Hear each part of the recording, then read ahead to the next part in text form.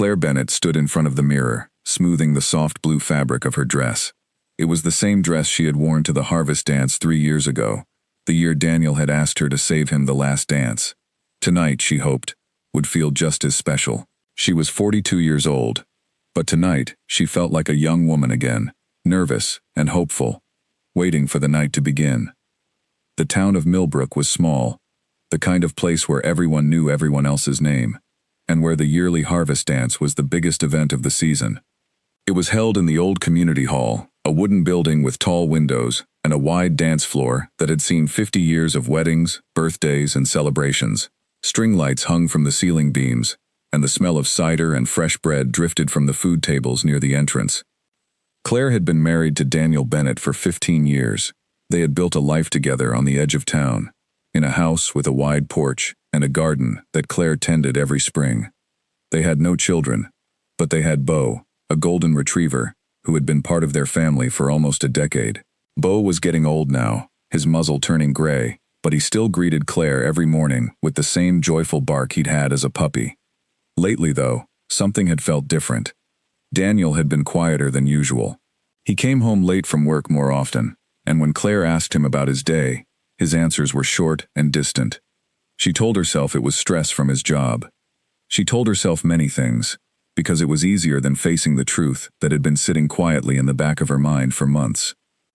Tonight, she decided, she would not think about any of that. Tonight was for dancing, for laughing with old friends, for remembering why she had fallen in love with Daniel in the first place. She picked up her small clutch bag, checked her reflection one more time, and walked downstairs. Daniel was waiting by the door, dressed in a gray suit that Claire had picked out for him years ago. He looked handsome, but there was something in his eyes that Claire could not quite name. It looked like sadness, or maybe it was guilt. She pushed the thought away and smiled at him instead. "Ready?" she asked. "Ready," he said, though his voice sounded flat. They drove to the community hall in silence, the radio playing softly in the background. Claire watched the fields pass by the window, the golden wheat swaying gently in the evening breeze. She loved this drive. She had loved it for 15 years. Tonight, though, the silence between them felt heavier than usual, like a storm building somewhere far away. When they arrived, the hall was already full of people. Claire's best friend, Margaret, waved from across the room, holding 2 cups of warm cider. Claire smiled and waved back, grateful for a familiar face. She and Daniel made their way inside, greeting neighbors and old friends along the way. Everyone seemed happy to see them. Everyone, it seemed, except Daniel. He stood a little apart from her most of the evening, talking briefly with a few people before wandering toward the edge of the room. Claire noticed this, but she told herself he was simply tired from work. She danced with Margaret's husband during one song, laughing as they spun clumsily across the floor. She danced with old Mr. Whitfield, who had been a friend of her father's, and who told her stories about the town's history that she had heard many times before but never grew tired of. As the evening went on, the band began to play a slower song, one that Claire recognized immediately. It was the song that had played the night Daniel proposed to her, many years ago, at this very hall. Her heart lifted at the memory. She looked across the room and found Daniel standing near the window, watching her. She walked toward him, smiling, her heart full of the warmth of the memory. "Do you remember this song?" she asked, taking his hand. Daniel nodded slowly. He did not smile back. Instead, he led her onto the dance floor, and they began to move together, slow and careful, the way they always did during the slow songs. Claire rested her head against his shoulder, closing her eyes, letting the music carry her back to happier times.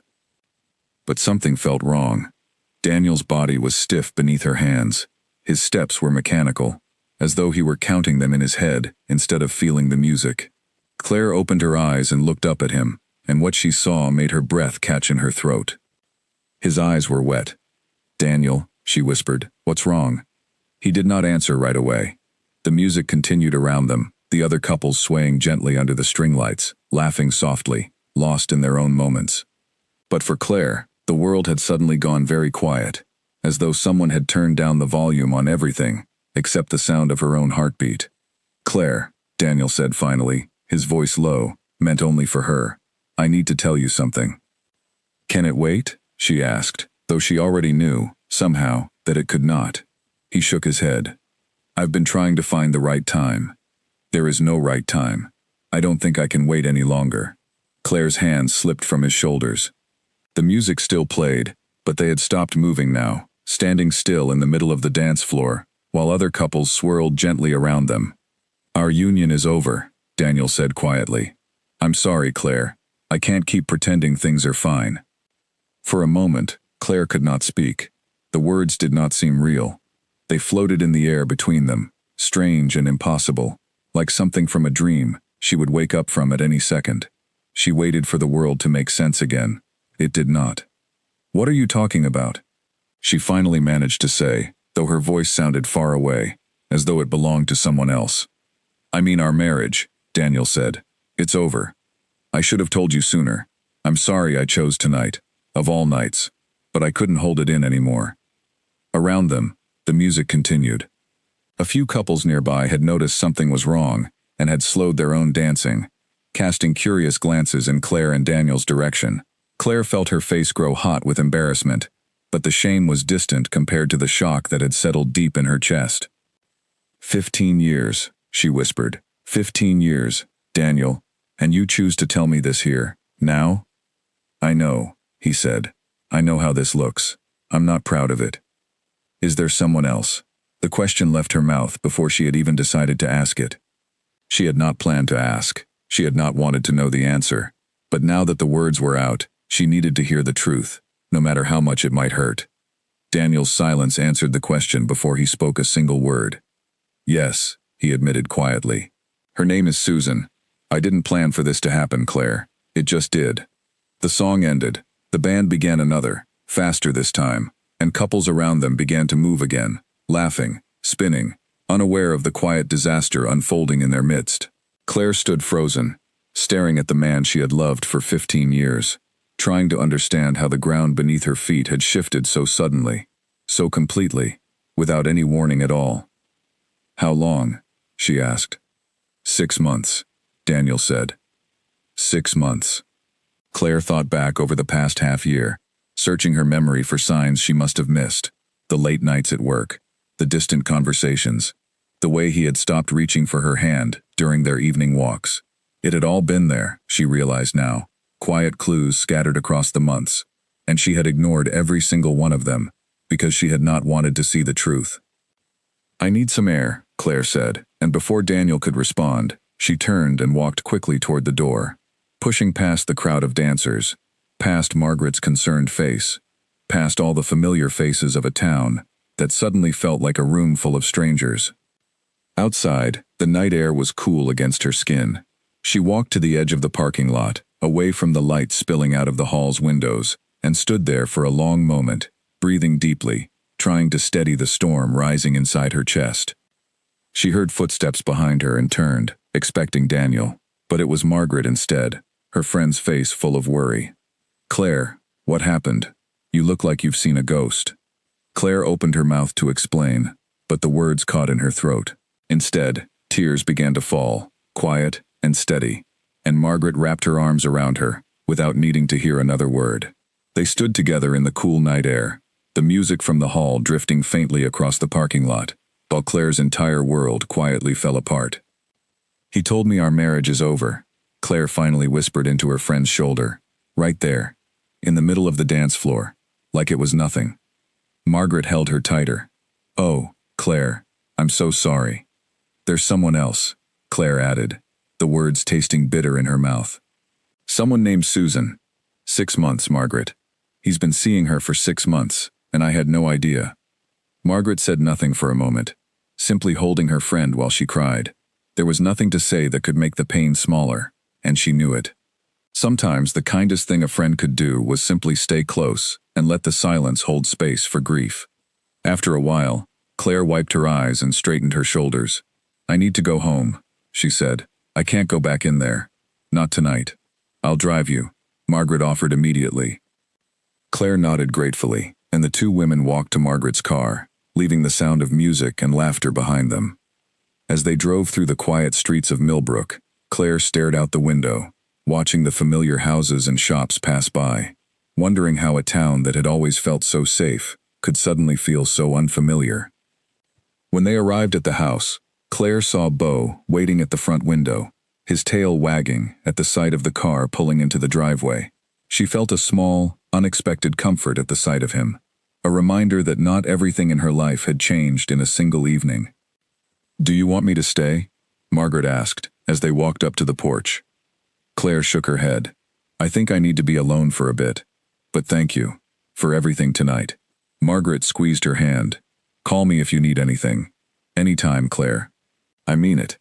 Claire nodded and watched her friend drive away before stepping inside the house. Beau greeted her immediately, pressing his warm body against her legs, and Claire knelt down to bury her face in his soft fur, finally letting herself cry without holding anything back. The house felt different already, though nothing about it had physically changed. The furniture was the same. The photographs on the wall still showed her and Daniel smiling at their wedding, at their 10th anniversary, at 100 small moments that now felt like they belonged to a different life entirely. But the air in the house felt heavier somehow, as though it already knew what Claire was only beginning to understand, that the life she had built here was ending, and a new one, unknown and uncertain, was about to begin. She sat on the living room floor for a long time, Beau curled up beside her, and stared at nothing in particular. She thought about the 15 years of her marriage, about the small moments of joy and the quiet moments of doubt, about all the plans she and Daniel had made for a future that would now never happen. She thought about Susan, a woman she had never met, who now knew things about Daniel's life that Claire herself had somehow missed. Eventually, exhaustion overtook her, and she moved to the bedroom, changing out of her blue dress and into simple pajamas. She lay in bed, staring at the ceiling, listening to the quiet sounds of the house settling around her. Somewhere outside, a car passed by on the road, its headlights sweeping briefly across the ceiling before disappearing into the night. Claire did not know what tomorrow would bring. She did not know how she would face the town, or her friends, or the life she had built here. She did not know how she would explain to people why her 15-year marriage had ended in the middle of a dance floor, in front of half the town, on a night that was supposed to be filled with joy. But as she lay there in the darkness, one thought settled quietly in her mind, small but steady. She had survived tonight. Somehow, despite the shock and the heartbreak, she had made it through the worst moment of her life so far, and if she could survive tonight, she told herself, then perhaps, somehow, she could survive tomorrow too. Beau climbed onto the bed beside her, resting his head against her arm, and Claire finally allowed her eyes to close, exhausted from the weight of everything the evening had brought. Tomorrow, she knew, there would be difficult conversations, painful decisions, and a life that needed to be rebuilt from nothing. But tonight, for now, she simply let herself rest, wrapped in the quiet comfort of her old dog and the fading echoes of a song that used to mean something beautiful. Outside, the harvest dance continued without her, the music and laughter drifting across the fields of Millbrook, marking the end of one chapter in Claire Bennett's life, and the quiet, uncertain beginning of another. Claire woke the next morning to the sound of birds outside her window, and for a brief, peaceful moment, she forgot everything that had happened the night before. Then the memory returned all at once, settling over her like a heavy blanket, and she lay still in bed, staring at the ceiling, unwilling to move. Beau nudged her hand with his nose, reminding her that the world outside still expected her to get up, to feed him, to face the day. Claire sighed and forced herself to sit up. Her eyes were swollen from crying, and her body felt strangely heavy, as though she had aged 10 years in a single night. She walked downstairs slowly, her bare feet cold against the wooden floor. The kitchen looked exactly as it had the morning before. The same yellow curtains, the same chipped mug on the counter that Daniel always used for his coffee. Claire stared at that mug for a long moment before picking it up and setting it in the cabinet, out of sight. She was not ready to see it every morning, not anymore. She fed Beau, made herself a cup of tea, and sat at the kitchen table, staring out the window at the garden she had tended for so many years. The tomatoes were almost ready for picking, the flowers along the fence were in full bloom. Life outside continued exactly as it always had, indifferent to the fact that Claire's world had shattered the night before. Her phone buzzed on the table. It was a message from Margaret. "How are you this morning? Call me when you're ready." Claire stared at the message for a long time before setting the phone down without replying. She was not ready to talk yet. She was not ready to say the words out loud again, to hear herself explain what had happened. Saying it once, to Margaret, in the parking lot, had been hard enough. Around mid-morning, she heard a car pull into the driveway. Her heart jumped, half hoping, half dreading that it might be Daniel. When she looked out the window, she saw it was indeed his car, and her stomach tightened with a mix of anger and sorrow. She had not expected to see him so soon. She opened the door before he could knock, and they stood facing each other on the porch, the same porch where they had shared coffee every morning for 15 years. Daniel looked tired. His eyes were red, as though he too had spent the night crying, though Claire found it hard to feel much sympathy for him at that moment. "I came to get some of my things," he said quietly. "I thought it might be easier if I did it now, while you're awake, rather than sneaking around later." Claire crossed her arms. "How considerate of you." Daniel winced at the sharpness in her voice, but said nothing. He stepped past her into the house, and Claire followed him, watching silently as he gathered a few clothes from the bedroom closet, his toothbrush from the bathroom, a small box of papers from his desk in the study. Each item he took felt like another small piece of their life together being carried out the door. "Where will you stay?" Claire asked, though she was not sure she wanted to know the answer. "With Susan," Daniel said carefully. "For now." The name hit Claire like a slap, even though she had already heard it the night before. Hearing it again, in her own home, surrounded by the life they had built together, made it feel even more real, even more painful. "I see," she said quietly. Daniel paused, holding a folded shirt in his hands, and looked at her with an expression she could not quite read. "Claire, I am sorry. I know that doesn't fix anything, but I mean it. I never wanted to hurt you like this. You could have told me sooner," Claire said, her voice trembling now despite her effort to stay calm. "You could have told me before the dance. Before the whole town saw us dancing together like nothing was wrong." "I know," Daniel admitted. "I was a coward. I kept telling myself I would find the right moment, and then the moment never came. And then suddenly, we were standing there, dancing to that song, and I couldn't keep pretending anymore." Claire looked away, blinking back fresh tears. She refused to let him see her cry again. She had cried enough the night before, in front of Margaret, in front of the whole parking lot outside the community hall. She would not give him the satisfaction of seeing her fall apart a second time. "Just take your things and go," she said quietly. Daniel nodded and finished packing quickly after that, filling 2 suitcases with clothes and personal items.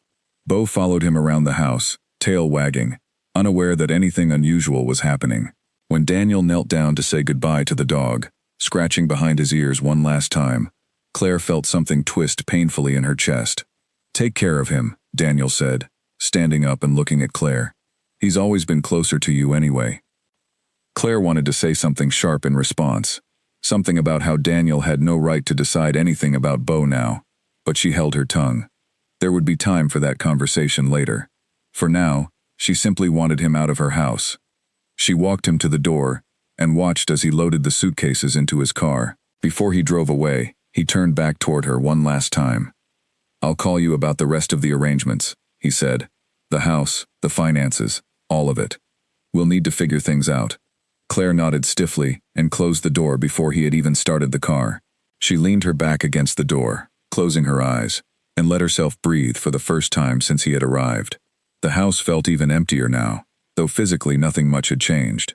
2 suitcases of clothes were a small thing, compared to the enormous emptiness Daniel's absence had already begun to create. The days that followed blurred together in a haze of grief and quiet routine.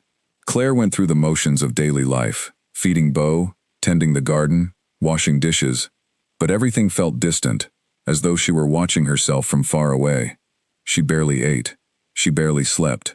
Word of the divorce spread quickly through Millbrook, as such things always did in small towns, and soon Claire found herself the subject of quiet conversations at the grocery store, sympathetic glances at church, careful questions from neighbors who meant well, but only made the pain feel sharper. Margaret visited often during those first difficult weeks, bringing meals Claire barely touched, and sitting with her in comfortable silence when words felt impossible. It was Margaret who finally convinced Claire, nearly a month after the dance, that she needed to think about her future.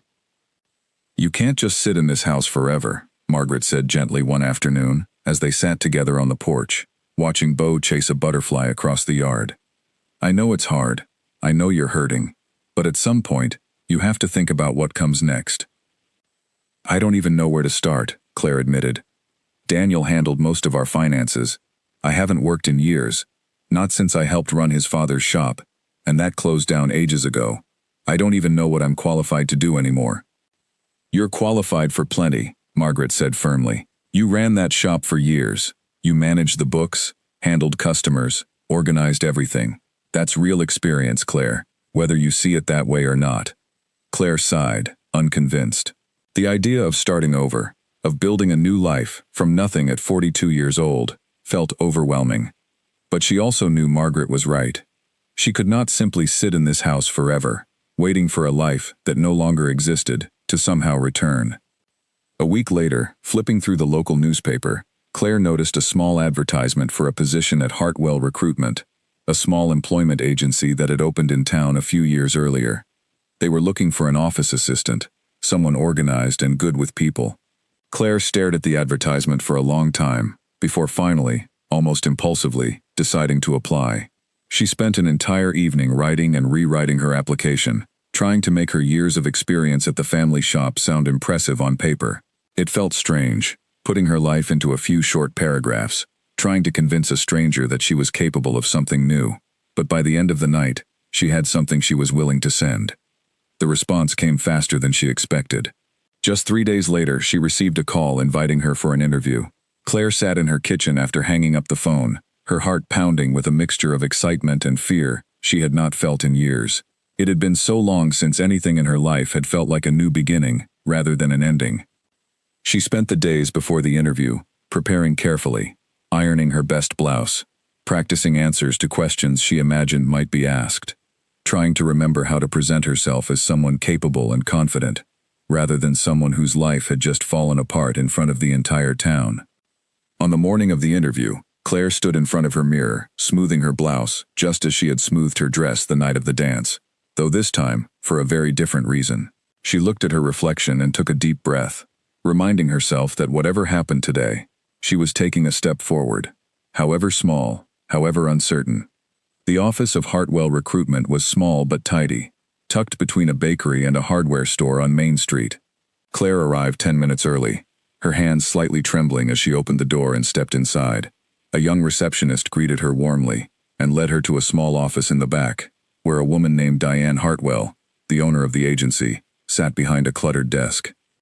Diane was a sharp-eyed woman in her 50s, with short gray hair and a warm, direct manner that put Claire at ease almost immediately. She asked Claire about her experience at the family shop, her ability to manage records, her comfort with speaking to people from all walks of life. Claire found herself answering more confidently than she had expected, drawing on memories of years spent helping customers, solving problems, keeping the shop's records in careful order. "You've clearly got good instincts for this kind of work," Diane said after nearly an hour of conversation. "I like that you're organized, and I like that you know how to talk to people. Half the job is just listening carefully to what someone needs and matching them with the right opportunity." Claire felt a small flicker of hope stir inside her, for the first time in weeks. "I'd really like the chance to learn," she said honestly. "I know I don't have formal experience in recruitment, but I'm willing to work hard." Diane studied her for a long moment, then smiled. "I think you'll do just fine here, Claire. Why don't we start you on a trial basis? 2 weeks, see how things go." Claire could hardly believe it.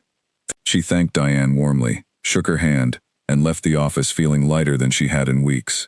Walking down Main Street afterward, she noticed the world around her differently.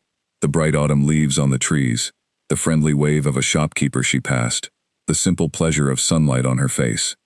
For the first time since the night of the dance, she felt something close to hope. That evening, she called Margaret to share the news, and her friend's excitement was immediate and genuine. "I told you, Claire. I told you you're capable of more than you think," Margaret said happily. "This is wonderful news, a fresh start, just like you needed." "It's just a trial position," Claire reminded her, though she couldn't help smiling as she said it. "But yes, it feels good, Margaret. It feels like maybe things aren't completely falling apart after all." That night, for the first time in weeks, Claire slept soundly, Beau curled up beside her as always. She dreamed of nothing in particular, simply resting peacefully, her mind quiet for a few precious hours. When she woke the next morning, She felt a small measure of the strength returning that had been missing since the night of the dance. Over the following days, Claire began her new position at Hartwell Recruitment, learning the details of the job with careful attention. She learned how to review job applications, how to match candidates with employers looking for specific skills, how to conduct brief interviews, to understand what someone truly needed from their next position. It was strange, she thought, spending her days helping other people find new beginnings, while she herself was still searching for her own. Diane proved to be a patient and encouraging teacher, praising Claire's careful attention to detail and her natural warmth with clients. Within the first week, Claire found herself successfully placing her first candidate, a young man named Tom, who had been struggling to find work after finishing his studies. When Tom called the office to thank her personally, his voice filled with excitement over his new job, Claire felt a surge of pride and satisfaction, unlike anything she had felt in a very long time. Meanwhile, the practical matters of her divorce continued in the background, quiet but persistent. Daniel called occasionally to discuss finances, the division of their shared property, the eventual sale of the house they had built their life in together. Each conversation was brief and businesslike, both of them carefully avoiding the emotional wreckage that still lingered beneath the surface. It was during one such phone call, nearly 6 weeks after the night of the dance, that Daniel raised a subject that made Claire's chest tighten with sudden alarm. "I've been thinking," he said carefully, "about Beau." Claire's grip tightened on the phone. "What about him?" "Susan and I have a bigger yard now," Daniel continued. "More space for him to run around. I thought, since I raised him too, it might make sense for him to come live with us." Claire felt a wave of anger rise sharply inside her, sudden and fierce. "Beau is staying with me, Daniel. He always has been closer to me. You said so yourself, the day you left." "I know what I said," Daniel replied, his voice growing slightly defensive. "But things have changed since then. I think it's only fair that we discuss it properly." "There's nothing to discuss," Claire said firmly, surprising herself with the strength in her own voice. "Beau stays with me. That's final." There was a long pause on the other end of the line before Daniel finally spoke again, his tone quieter now, almost resigned. "We'll talk about it more later, Claire. I don't want this to turn into a fight."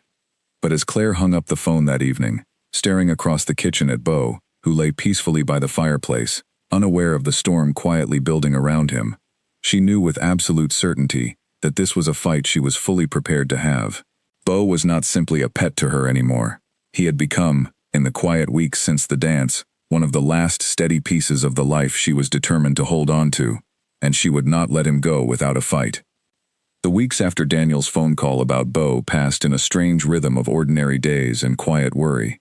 Claire threw herself into her work at Hartwell Recruitment, arriving early each morning and often staying late, finding a strange comfort in the busy pace of the office. It kept her mind occupied, away from the empty spaces in her house, and the uncertain future that seemed to stretch out ahead of her like an unmarked road. Diane noticed her dedication and began giving her more responsibility. Within a month, Claire was no longer simply reviewing applications and scheduling interviews. She was meeting directly with clients, listening carefully to their stories, understanding what they needed, and searching for the perfect match among the businesses that trusted Hartwell Recruitment to find them good employees.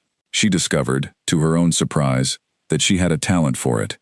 She could sense within minutes of meeting someone, whether they were nervous but capable, confident but unprepared, or simply lost and needing guidance to find their way forward. One afternoon, a woman named Rachel came into the office, twisting her hands nervously in her lap as she explained that she had been out of work for nearly a year after leaving an unhappy situation at her previous job. Claire recognized something familiar in Rachel's uncertain eyes, a fragile hope hidden beneath layers of doubt. She spent nearly 2 hours with her, more time than the job strictly required, helping her identify skills she had not realized were valuable, building her confidence piece by piece. "You believe in me," Rachel said quietly near the end of their meeting, sounding almost surprised by the fact. "I do," Claire said simply. "Everyone deserves a chance to start again." She meant it more than Rachel could have known. Every time she helped someone find their footing, she felt herself finding a little more of her own footing as well. Diane began to notice this pattern too, commenting one evening as they closed the office together that Claire seemed to have a gift for connecting with people who felt uncertain about their own worth. "You're good at this, because you understand what it feels like to lose your footing," Diane said gently. "That's not something you can teach someone. That's something you carry with you." Claire appreciated the kindness in the words, even as they touched a tender place in her heart. She had not told Diane the full story of her divorce, only the basic facts, but somehow her employer seemed to understand more than Claire had explicitly shared. Despite the small victories at work, the matter of Beau remained unresolved, hanging over Claire like a persistent shadow. Daniel called again, nearly 2 weeks after their first conversation about the dog, his tone more serious this time. "Claire, I really do think we need to sit down and discuss this properly," he said. "Susan and I talked about it, and we feel strongly that Beau should spend time with both of us. Maybe some kind of shared arrangement." "A shared arrangement," Claire repeated flatly. "You want to split time with a dog, like he's a piece of furniture we're dividing up? That's not fair," Daniel said, sounding hurt. "He's still my dog too, Claire. I helped raise him from a puppy, just like you did." Claire closed her eyes, trying to steady her breathing, before she said something she might regret. She understood, somewhere beneath her anger, that Daniel's attachment to Beau was genuine, but the thought of splitting Beau's time between two households, of watching him go back and forth between her home and the home Daniel now shared with Susan, felt like one more piece of her old life being pulled apart and rearranged into something unrecognizable. "I need time to think about this," she said finally. "This isn't something I'm ready to decide over the phone." "Fine," Daniel said, though his frustration was clear in his voice. "But we can't put this off forever, Claire. If we can't agree, I may need to involve a lawyer." The word lawyer sent a fresh wave of anxiety through Claire's chest. She had not considered that their disagreement over Beau might escalate into something so formal, so serious. She ended the call quickly, unable to continue the conversation any further that evening, and sat alone in her kitchen for a long time afterward, staring at nothing, her mind spinning with worry. That night, she called Margaret, needing to talk through what had happened. "He's talking about lawyers, Margaret, over a dog," Claire said, her voice tight with disbelief. "Some people fight hardest over the things that feel like they still matter," Margaret said thoughtfully. "Maybe Beau represents something more to Daniel than just a pet. Maybe holding on to him feels like holding on to some piece of the life you two built together, even if he's the one who chose to leave it." Claire considered this for a long moment. It was possible, she supposed, though it did little to ease the anger and fear building inside her. Beau was hers now, in every way that mattered. He slept beside her every night. He waited for her at the door every evening when she came home from work. He had become, in the quiet weeks since the divorce began, one of the only steady, unconditional sources of comfort in her life. She was not prepared to lose him, too. "I won't give him up," Claire said firmly. "Whatever happens, I won't let Beau go." "Then you'll need to be prepared to fight for him," Margaret said gently. "If Daniel really does bring in a lawyer, you should talk to one too, just to understand your rights." The idea of hiring a lawyer felt overwhelming, another unfamiliar step into a world Claire had never expected to navigate. But she knew Margaret was right. If Daniel was serious about pursuing the matter formally, she needed to be prepared to defend what mattered to her. The following week, on Diane's recommendation, Claire made an appointment with a local lawyer named Robert Hayes, who had helped several people in town navigate the practical difficulties of divorce. His office was small and unassuming, tucked above the pharmacy on Main Street, but Robert himself proved to be calm and reassuring, exactly what Claire needed in that uncertain moment. "Pets are often treated as property in these situations," Robert explained carefully, after Claire had described the disagreement over Beau. "But the courts do sometimes consider factors, like who has been the primary caregiver, who the animal is bonded with, that sort of thing. It's not usually as straightforward as splitting furniture. So there's a chance I could keep him," Claire said, feeling a small flicker of hope. "There's a good chance, especially since you're the one he currently lives with, and it sounds like you've been his primary caregiver for most of his life," Robert said. "But I won't pretend it will be simple if your husband decides to pursue this seriously. These things can become complicated, especially when emotions are involved on both sides." Claire left the meeting with a mixture of relief and renewed anxiety. She had confirmation that her position was not hopeless, but she also understood now that keeping Beau might mean facing a longer, more difficult process than she had originally hoped. In the weeks that followed, Claire tried to focus on the parts of her life she could control. Work remained a steady source of purpose, and she continued to grow more confident in her role at Hartwell Recruitment. Diane began trusting her with larger accounts, including a growing partnership with a manufacturing company on the edge of town that was looking to fill several new positions. It was during this project that Claire met James Coleman, the operations manager at the manufacturing company, who came into the office personally to discuss the specific qualities he was looking for in new employees. He was a quiet, thoughtful man in his mid-40s, with kind eyes and an easy, genuine laugh that Claire found unexpectedly comforting during their meetings. "You ask better questions than most recruiters I've worked with," James told her during their second meeting, as they reviewed a stack of applications together. "Most people just want to fill a position quickly. You actually seem to care about finding the right fit." "I think it matters," Claire said simply. "A job isn't just a paycheck. It's a big part of someone's life. It should feel right, not just convenient." James nodded thoughtfully, studying her with an expression that felt warmer than simple professional interest. Claire noticed it, but pushed the thought aside quickly, unwilling to consider anything beyond the working relationship that had formed between them. Her heart still felt too fragile, too recently broken, to consider anything more. Still, over the following weeks, their meetings became a small bright spot in Claire's otherwise difficult days. James was easy to talk to, genuinely interested in her opinions, patient with the questions she asked as she learned the details of his company's needs. Their conversations sometimes drifted beyond simple business matters, touching on small details of their lives. James mentioned his love of hiking on weekends, his 2 grown children who had recently moved away for college, the quiet loneliness of his own house since his divorce 3 years earlier. "I know a little about what you're going through," he admitted one afternoon, after Claire had mentioned, briefly and carefully, that she was navigating her own separation. "It's not easy, starting over, but it does get better, slowly. I promise you that." Claire appreciated his honesty, and the simple kindness of someone who understood, without needing lengthy explanations, exactly how difficult her situation truly was. She found herself looking forward to his visits to the office more than she probably should have, though she was careful not to let herself think too deeply about what that might mean. Meanwhile, the situation with Beau continued to weigh on her, growing more serious with each passing week. Daniel called again, his voice tense, informing her that he had indeed hired a lawyer and intended to formally pursue shared custody of the dog if Claire would not agree to some kind of reasonable arrangement. "I don't want this to turn ugly, Claire," he said, "but I feel strongly about this. Beau matters to me too." "Then perhaps you should have thought about that before you decided to leave," Claire snapped, unable to hold back the sharpness in her voice this time.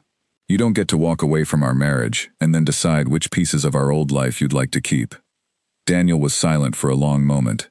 "That's not fair," he finally said quietly. "I know I hurt you, Claire. I know I handled everything badly. But this isn't about punishing me. This is about Beau, and what's best for him. What's best for him is staying in the home he knows, with the person who has always been there for him," Claire said firmly. "That's me, Daniel. It's always been me." The conversation ended without resolution, both of them retreating into an uneasy silence that promised further conflict ahead. Claire hung up the phone and sat quietly for a long time afterward, Beau resting peacefully at her feet, entirely unaware of the battle now forming around him. That evening, she called Robert Hayes to inform him of Daniel's decision to involve a lawyer, and Robert calmly assured her that they would prepare properly for whatever came next. "Try not to worry too much," he told her. "You have a strong position here, Claire. Just continue documenting his daily care, his routines, anything that demonstrates the bond between you. It will help your case, if this does end up requiring more formal resolution." Claire followed his advice carefully over the following weeks, keeping a simple journal of Beau's daily habits, his veterinary visits, the small rituals of their life together that had grown even more meaningful in recent months. Writing these small details down felt strange at first, almost absurd, documenting evidence of love and companionship, as though preparing for a courtroom. But as the weeks passed, she found unexpected comfort in the process, a quiet reminder of just how much stability Beau had brought to her life during its most uncertain moments. Her work at Hartwell Recruitment continued to provide a similar sense of stability and growing confidence. By late autumn, nearly 3 months since the night of the dance, Claire had successfully placed over a dozen candidates in new positions, earning a reputation around town as someone who genuinely cared about finding the right match for both employees and employers. Diane began discussing the possibility of making Claire's position permanent, with an increase in responsibility and pay that would have felt impossible to imagine just a few months earlier. "You've become one of the best people I've ever had working here," Diane told her one evening as they reviewed the quarter's successful placements together. "I mean that, Claire. Whatever difficulties you're facing in your personal life, they haven't stopped you from becoming remarkable at this job." Claire felt a warm rush of pride at the words, mixed with quiet disbelief that she, who had felt so completely lost just months before, standing on a dance floor while her marriage fell apart in front of the entire town, had somehow found her way to this unexpected moment of professional success. Yet even as her career blossomed, the uncertainty surrounding Beau remained a persistent source of worry, a dark cloud hovering over her otherwise improving circumstances. Daniel's lawyer had sent formal correspondence, requesting a mediation session to discuss shared custody arrangements, and Claire found herself dreading the appointment, unwilling to imagine any scenario where she might be forced to give up even partial custody of the one companion who had remained steadily by her side through the most difficult months of her life. As the date for the mediation session approached, Claire found herself leaning more heavily on the people who had become her support system during this difficult chapter: Margaret's steady friendship, Diane's professional encouragement, and increasingly, the quiet, understanding presence of James Coleman, who continued to check in on her progress, both professional and personal, with a warmth that felt increasingly difficult to categorize as simple friendship. "Whatever happens with the mediation," James told her during one of their meetings, as autumn leaves drifted past the office window, "just remember that you're stronger than you probably realize. I've seen it in how you handle everything here. You'll handle this too." Claire smiled at his words, grateful for the encouragement, even as anxiety about the upcoming meeting continued to churn quietly beneath the surface of her daily routine. She did not know what the mediation would bring, whether Daniel's determination to share custody of Beau would prove as strong in a formal setting as it had over the phone, or whether her own resolve, strengthened by months of quiet preparation and unwavering love for her loyal companion, would be enough to keep him fully by her side. But as she drove home that evening, watching the golden autumn light filter through the trees lining Main Street, Claire realized something important had shifted within her since that painful night at the dance. She was no longer simply surviving each difficult day as it came. She was building something new, piece by piece, out of the wreckage Daniel had left behind. And whatever the mediation might bring, she intended to face it not as the broken-hearted woman who had stood frozen on that dance floor months earlier, but as someone stronger, someone who had learned, slowly and carefully, exactly what she was capable of when everything familiar had been stripped away. The morning of the mediation arrived with a gray sky and a light drizzle, the kind of quiet, damp weather that seemed to match the heaviness in Claire's chest as she got ready for the day.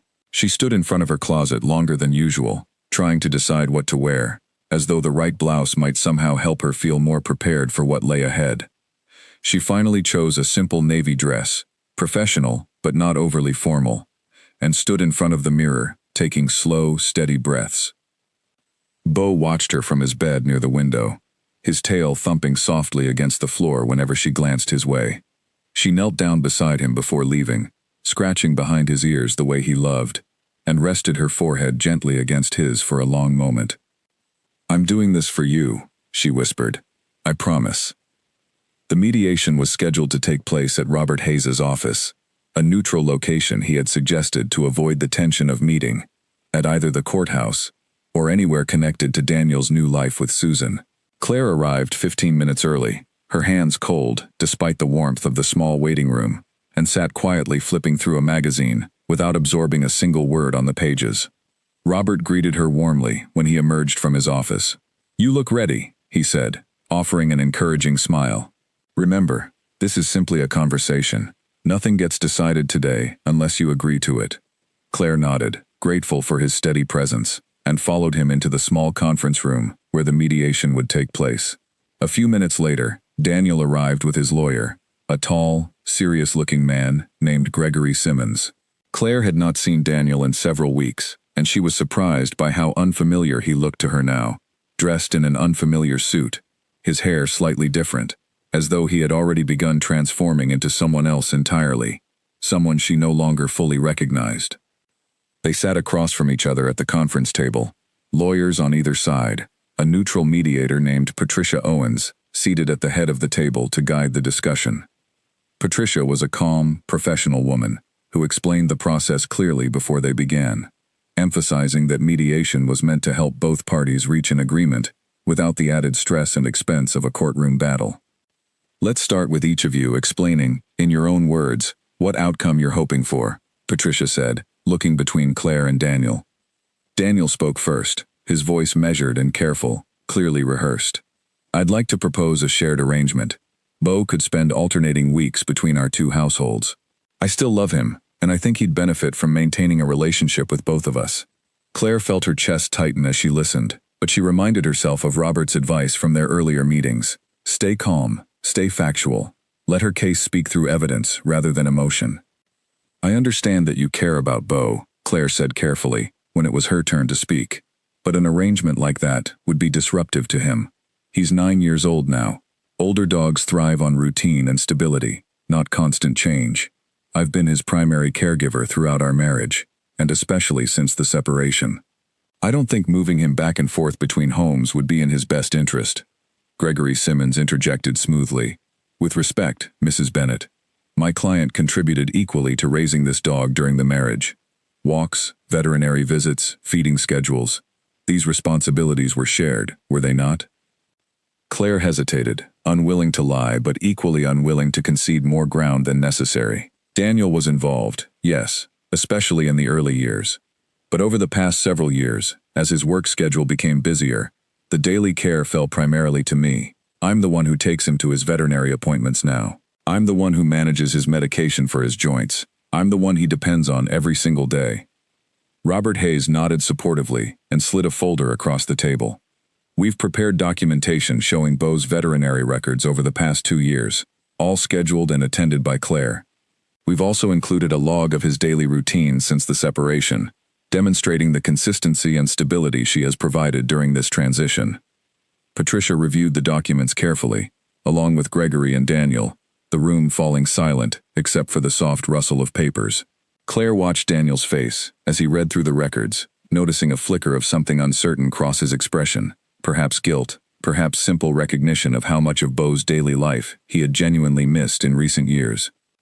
I understand the documentation shows recent patterns, Gregory said eventually, choosing his words carefully. But my client's circumstances have changed. He now has a stable home with more outdoor space, and a partner who is equally willing to help care for the dog. A dog doesn't need more space if it means constantly losing the stability of a single home, Claire replied, her voice steady, despite the anxiety twisting inside her. Beau already lost enough stability the night his family fell apart. I won't let him lose more. The room fell quiet again. Patricia glanced between them thoughtfully before speaking. Perhaps we could consider a compromise, rather than alternating weeks, which admittedly could be disruptive for an older animal. What about scheduled visitation? Daniel could see Beau on specific days, perhaps weekends, without the dog needing to relocate entirely. Claire considered this proposal carefully. It was not the outcome she had originally hoped for. She had wanted Beau entirely to herself, free from any further complications involving Daniel's new life. But she recognized, somewhere beneath her anger and hurt, that Daniel's attachment to Beau was genuine, whatever else had changed between them. Perhaps a compromise, one that kept Beau's primary home stable while still allowing Daniel occasional visits, might be the most reasonable path forward. I could consider something like that, Claire said slowly, as long as Beau's primary residence remains with me, and any visitation happens on a schedule that doesn't disrupt his routine. Daniel looked at his lawyer, then back at Claire, something softening in his expression. I could accept that, he said quietly. I just don't want to lose him completely, Claire. I know I lost the right to a lot of things when I ended our marriage the way I did. But please, don't take him away from me entirely. For the first time since the mediation began, Claire heard something genuine, beneath Daniel's carefully rehearsed words, a real vulnerability that reminded her, briefly, of the man she had fallen in love with so many years ago, before everything had changed. She did not owe him kindness, not after everything he had put her through, but she found herself softening slightly nonetheless, if only for Beau's sake. "Every other Saturday," she said finally. "You can pick him up in the morning and return him by evening. No overnight stays, at least not yet. We can revisit the arrangement in 6 months, if things are going smoothly." Daniel nodded gratefully. "Thank you, Claire. That's fair. More than fair, honestly." Patricia guided them through the remaining details, drafting a written agreement that both parties reviewed carefully before signing. Claire felt a strange mixture of relief and lingering sadness as she signed her name at the bottom of the page, formally closing this particular chapter of conflict, even as it opened a new, more complicated relationship with her former husband, one now defined by scheduled visitations and careful boundaries, rather than the easy intimacy of marriage. As the meeting concluded and everyone gathered their belongings, Daniel lingered near the door while Gregory stepped outside to take a phone call. "Claire," he said quietly, "I know things between us are complicated now, and I know I'm the reason for that. But I want you to know, I really am proud of you. Diane mentioned to a mutual friend how well you're doing at the recruitment agency. It sounds like you've built something really impressive there." Claire studied him for a moment, uncertain how to respond to this unexpected softness after months of tension. "Thank you," she said finally, her voice carefully neutral. "I've worked hard for it." "I can see that," Daniel said. "I'm glad, Claire, truly. Whatever else has happened between us, I never wanted to see you struggle." Claire nodded, unwilling to offer more warmth than the moment required, and gathered her things to leave. As she walked out into the drizzling rain toward her car, she felt an unexpected lightness settling over her, despite the emotional weight of the morning's events. The mediation had not given her everything she wanted, but it had given her something workable, something that protected Beau's stability, while allowing her to move forward, without the looming threat of a courtroom battle hanging over her future. She drove home slowly, the wipers sweeping steadily across the windshield, her mind replaying the events of the morning. When she arrived home, Beau greeted her at the door with his usual enthusiasm, entirely unaware of the careful negotiations that had just determined the shape of his future. Claire knelt down and hugged him tightly, grateful beyond words that he would remain, at least primarily, right here with her, in the home they had built together, during these past difficult months. That evening, she called Margaret to share the news, relief evident in her voice, as she recounted the details of the mediation. "I'm so glad it's resolved," Margaret said warmly. "You handled it exactly right, Claire. Firm but fair. That's exactly who you've become through all of this." "It doesn't feel like a complete victory," Claire admitted. "But it feels like enough. Beau stays with me. That's what matters most." "That's everything that matters," Margaret agreed. "The rest is just details." In the weeks that followed, life began to settle into a new, steadier rhythm. Claire's position at Hartwell Recruitment officially became permanent, with Diane offering her a modest raise and additional responsibilities managing several of the agency's larger corporate accounts, including the ongoing partnership with James Coleman's manufacturing company. Claire found herself busier than ever, but it was a busyness that energized rather than exhausted her, each successful placement building her confidence a little further. Her relationship with James continued to develop naturally during this time, their professional meetings gradually extending into longer conversations that touched on increasingly personal subjects. One afternoon, after finalizing the details for 2 new positions at his company, James lingered in the office longer than their meeting strictly required. "There's a small cafe down the street," he said, somewhat hesitantly. "They make an excellent apple pie this time of year. I don't suppose you'd like to join me sometime, outside of work matters?" Claire felt a flutter of surprise, followed quickly by a wave of uncertainty. It had been months since anyone had shown genuine romantic interest in her, and the idea of opening herself up to that kind of vulnerability again, so soon after the painful end of her marriage, felt both exciting and frightening in equal measure. "I appreciate you asking," she said carefully. "But I think I need a little more time before I'm ready for something like that. It's not you, James. It's just everything that's happened this year." James nodded, understanding evident in his kind eyes. "I completely understand. There's no rush, Claire. I'll still be here whenever you're ready, if you're ever ready." His patience touched her deeply, and she found herself thinking about his offer more than she expected in the days that followed, even as she remained committed to giving herself the time and space she genuinely needed to heal from everything Daniel's betrayal had caused. Autumn deepened into winter, and Claire found herself falling into comfortable new routines. Mornings began with a walk with Beau along the quiet streets of Millbrook, followed by busy, fulfilling days at the recruitment agency, and quiet evenings at home, sometimes reading by the fireplace, sometimes calling Margaret to catch up on the small details of their lives. Every other Saturday, Daniel arrived punctually to collect Beau for his scheduled visitation, and though the exchanges remained somewhat formal and businesslike, they gradually lost the sharp edge of anger that had characterized their earlier conversations.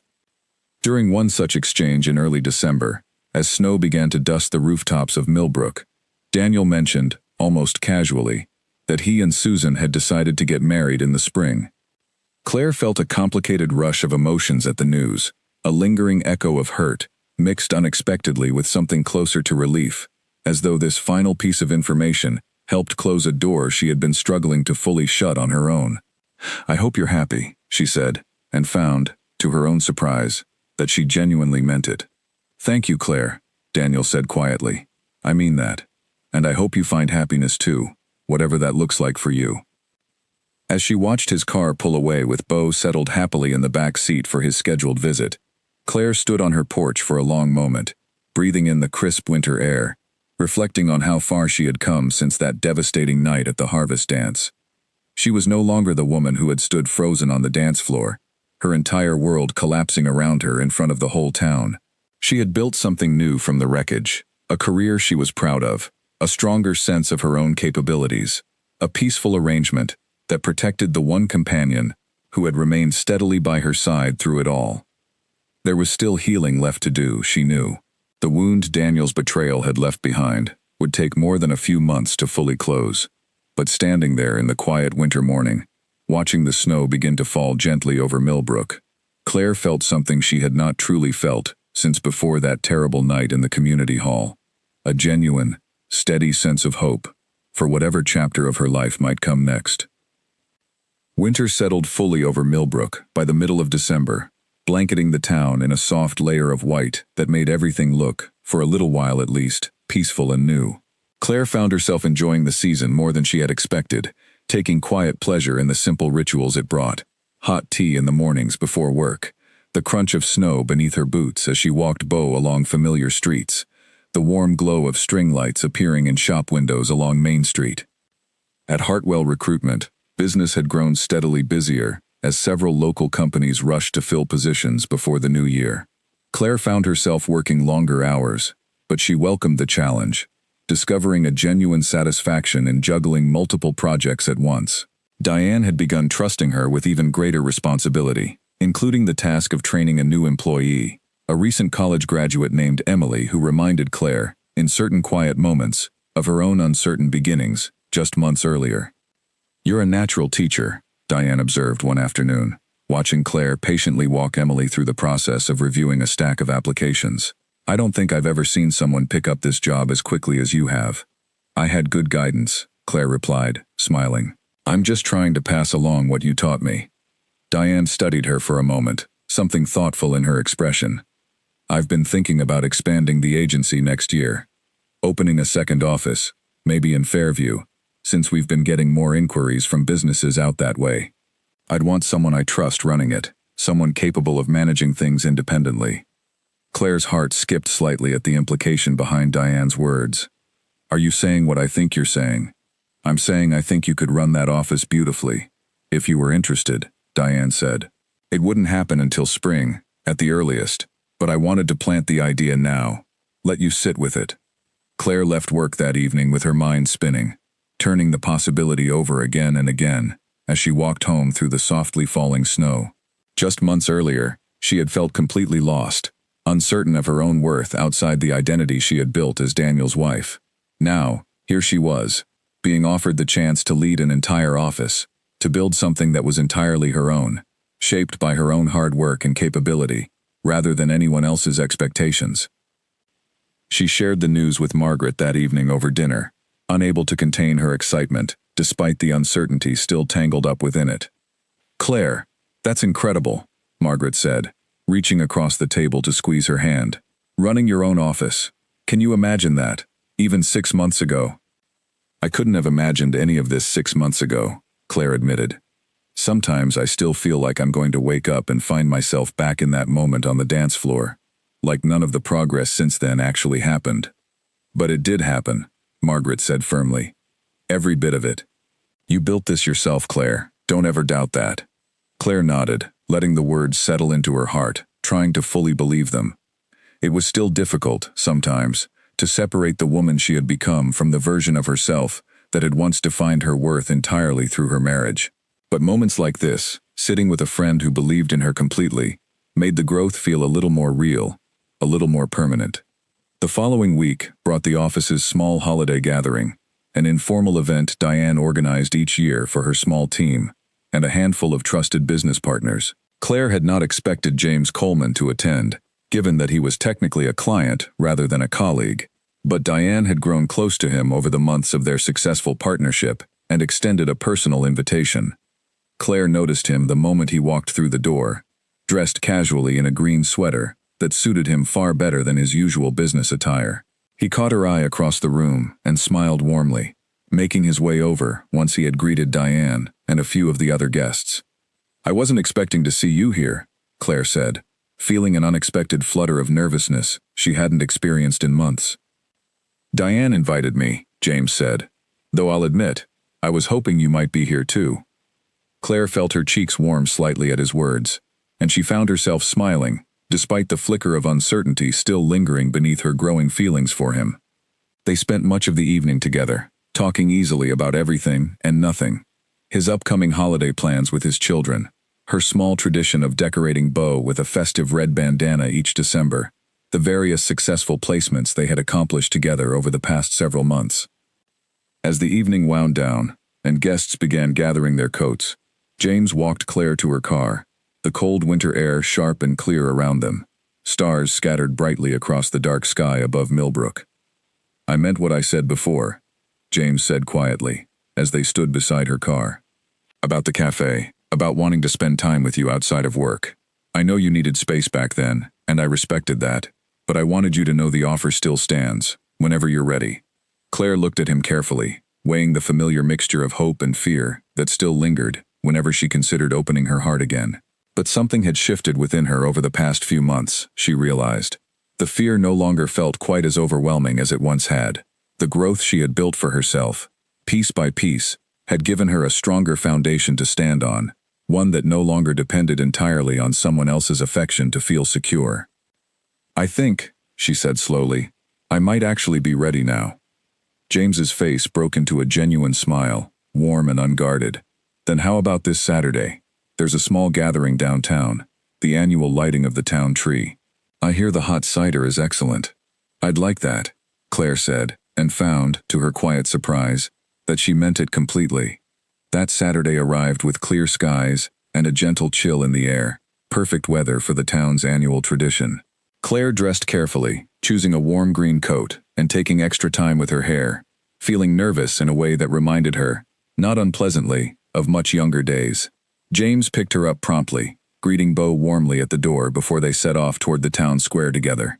The evening unfolded easily, filled with comfortable conversation and the simple pleasures of the season, sipping warm cider while the town gathered around the enormous tree, strung with colorful lights, watching the excited faces of children as the switch was finally thrown and the tree blazed to life against the darkening sky, laughing together at the earnest attempts of the town choir as they worked their way through a series of familiar carols.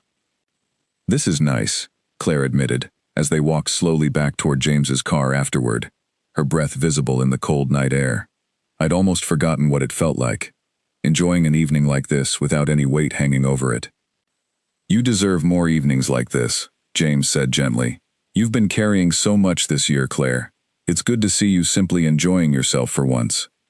Their relationship developed gradually over the following weeks, unfolding at a careful, comfortable pace that suited them both. James never pushed for more than Claire was ready to give, and Claire found herself grateful for his patience, for the steady, uncomplicated warmth he brought into her life during a season that had once felt defined entirely by loss. Christmas arrived quietly that year, Claire's first since the divorce. She spent the morning with Margaret and her family, sharing a simple breakfast before returning home, to a peaceful afternoon, with Beau curled beside her near the fireplace. James stopped by in the evening, bringing a small, thoughtful gift, a soft blanket embroidered with Beau's name, along with a simple silver bracelet for Claire herself. "I know it's still early," James said, somewhat shyly, as she opened the small box containing the bracelet. "I just wanted you to have something nice this year. You deserve it." Claire felt tears prick at her eyes, though this time, they were tears of genuine gratitude rather than grief. She had spent so much of the past year associating change with loss, with pain, with the slow, difficult process of rebuilding something that had been shattered. But sitting there in her quiet living room, surrounded by the warmth of the fireplace, her loyal dog resting peacefully nearby, and a kind, patient man who genuinely seemed to care for her well-being, she realized that not all change had to be painful. Some change, given enough time and courage, could bring genuine joy. The new year arrived with fresh possibilities. In January, Diane formally offered Claire the position of managing the new Fairview office, set to open in April. Claire accepted without hesitation this time, her earlier uncertainty replaced by a quiet, steady confidence in her own abilities. "I knew you'd say yes," Diane said, smiling warmly as they shook hands to seal the arrangement. "You've earned this, Claire. Every bit of it." The following months passed in a blur of preparation, scouting locations for the new office, interviewing potential staff, coordinating with Diane on the details of the transition. Claire threw herself into the work with an energy and determination that surprised even herself, drawing on skills she had developed over the past year, skills she now recognized as fully her own rather than borrowed from anyone else's expectations of who she should be. Her relationship with James continued to deepen steadily throughout these busy months, weathering the natural challenges of her demanding new responsibilities with patience and understanding on both sides. He supported her ambitions fully, never once suggesting that her growing career should take a back seat to their developing relationship, a quality Claire had come to value more than she could easily express. Meanwhile, her arrangement with Daniel regarding Beau continued smoothly, the bi-weekly visitations settling into a comfortable, predictable rhythm that caused far less tension than Claire had originally feared. Daniel's wedding to Susan took place in early March, a small ceremony that Claire heard about only through mutual acquaintances, feeling, to her genuine relief, nothing more than a distant, peaceful acceptance at the news. "I think I've finally let go of it," she told Margaret one evening, as they sat together on Claire's porch, watching the last patches of snow melt away beneath the warming March sun. "The anger, I mean, the hurt. It's still there, somewhere, but it doesn't control me anymore. That's what healing looks like," Margaret said softly. "It's not that the pain disappears completely, it's that you learn to carry it differently, until eventually, it stops weighing you down." Claire nodded, watching Beau chase a fallen leaf across the yard, his aging joints slower than they used to be but his spirit as playful as ever. She thought about the woman she had been standing frozen on that dance floor over a year ago, utterly shattered by words she had never expected to hear.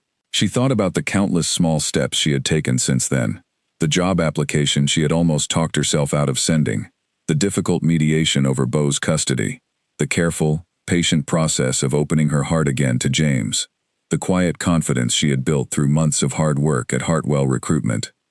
None of it had been easy. None of it had happened quickly. But standing here now, on the edge of an entirely new chapter of her life, with a career she had built from nothing, a loyal companion who had never once wavered in his devotion, and a new relationship built on patience and genuine respect, Claire understood, more fully than ever before, just how far she had truly come. The Fairview office was set to open in just a few weeks, and Claire felt ready for whatever challenges and opportunities that new chapter might bring. She was no longer the woman whose entire identity had been defined by her marriage, whose world had collapsed so completely the moment Daniel spoke those devastating words at the harvest dance. She had rebuilt herself, piece by careful piece, into someone stronger, more capable, and more genuinely herself than she had ever been before. As the spring evening deepened into a gentle dusk around her, Claire smiled quietly to herself, filled with a steady, hard-earned sense of peace. Whatever lay ahead, she felt ready to meet it, not as someone broken by her past, but as someone who had learned, through months of quiet determination, exactly what she was capable of building, from even the most painful of beginnings. The Fairview office opened on a bright morning in early April, with clear skies and a light breeze carrying the scent of blooming cherry trees along the street outside. Claire arrived nearly an hour before the official opening time, unable to sleep past dawn, too excited and nervous to stay in bed any longer. She stood in front of the small storefront, staring up at the freshly painted sign that read, "Hartwell Recruitment, Fairview Branch," and felt a lump rise in her throat. A year ago, she thought, she had been a woman whose entire world had crumbled apart on a dance floor. Now she stood here, keys in hand, about to open the doors to an office that she herself would run. She unlocked the door and stepped inside, breathing in the smell of fresh paint and new carpet, running her fingers along the edge of the reception desk that had been delivered just days earlier. Diane arrived shortly after, carrying a small bouquet of flowers and a wide, proud smile. "Well," she said, setting the flowers down on Claire's new desk, "how does it feel?" "Terrifying," Claire admitted, laughing despite her nerves. "And wonderful, both at once." "That sounds about right," Diane said warmly. "That's exactly how I felt the day I opened the first office, years ago. The fear never fully goes away, Claire, not with anything worth doing. You just learn to work alongside it." By mid-morning, Claire's small staff had arrived. 2 employees Diane had helped her hire over the previous weeks, a cheerful young man named Peter who had experience in customer service, and a quieter, detail-oriented woman named Sarah, who had previously worked in office administration. Claire spent the day walking them through the systems she had learned so carefully over the past year, feeling a quiet satisfaction each time she explained a process and watched understanding dawn in their eyes. The first few weeks of running the Fairview office proved challenging, in ways Claire had not fully anticipated. Where Hartwell's original office in Millbrook had an established client base and a smooth, familiar rhythm, Fairview required Claire to build everything from the ground up, securing new business relationships, establishing trust with local companies who had never worked with the agency before, training her small staff, while simultaneously learning the particular needs of an unfamiliar market. She often stayed late into the evening those first weeks, reviewing paperwork, returning phone calls, planning outreach to potential client businesses.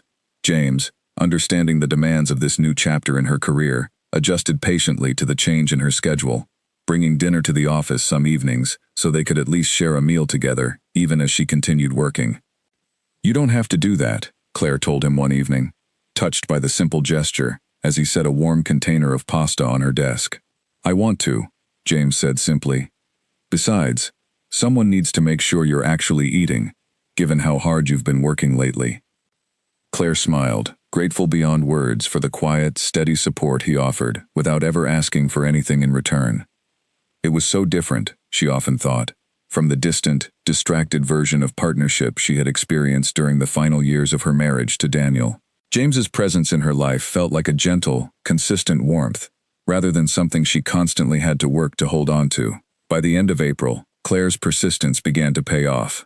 She successfully secured contracts with 3 local businesses, eager to use Hartwell's services for their hiring needs, including a growing technology company that had recently relocated to Fairview and needed to staff an entire new department.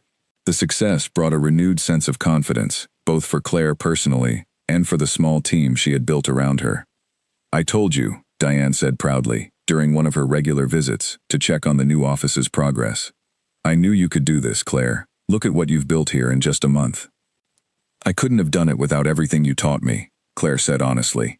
"You believed in me before I even believed in myself." "That's usually how it works," Diane said, smiling. "Someone has to see your potential before you can fully see it yourself." As spring deepened into early summer, Claire found herself settling into a life that felt, for the first time in longer than she could remember, entirely her own. Her days were full and purposeful, split between the growing demands of the Fairview office and the deepening comfort of her relationship with James. Her evenings often ended with quiet walks alongside Beau through the neighborhood streets, sometimes alone, sometimes with James joining her, their conversations easy and unhurried in the warm evening light. It was during one such walk in early June that James brought up a subject that made Claire's heart quicken with a mixture of excitement and nervousness. "I've been thinking," he said, as they walked slowly along a quiet street lined with blooming gardens. "No, trotting happily ahead of them on his leash. About us. About where this is heading. Claire glanced at him, curious. What are you thinking? I care about you, Claire, deeply, James said, his voice steady despite the vulnerability in his words. I know we've both been through difficult chapters before this. I know trust takes time to rebuild. But I wanted you to know, clearly, that I see a real future here. Whenever you're ready to think about what that might look like. Claire stopped walking, turning to face him fully, her heart full of an emotion she had not expected to feel so completely again, after everything she had endured the previous year. I care about you too, James, more than I probably let myself admit, even to myself, until just now. James smiled, reaching for her hand as they continued their walk together, the evening light golden and warm around them. Claire felt something settle peacefully within her chest, a quiet certainty that had been slowly building for months, finally given voice in the soft evening air. Their relationship continued deepening naturally over the following weeks, moving at a pace that felt right for both of them, shaped by patience and genuine respect rather than urgency. James began spending more time at Claire's house, sharing quiet dinners, helping her with small projects around the garden, building an easy familiarity with Beau, who greeted him with the same enthusiastic warmth he showed Claire herself.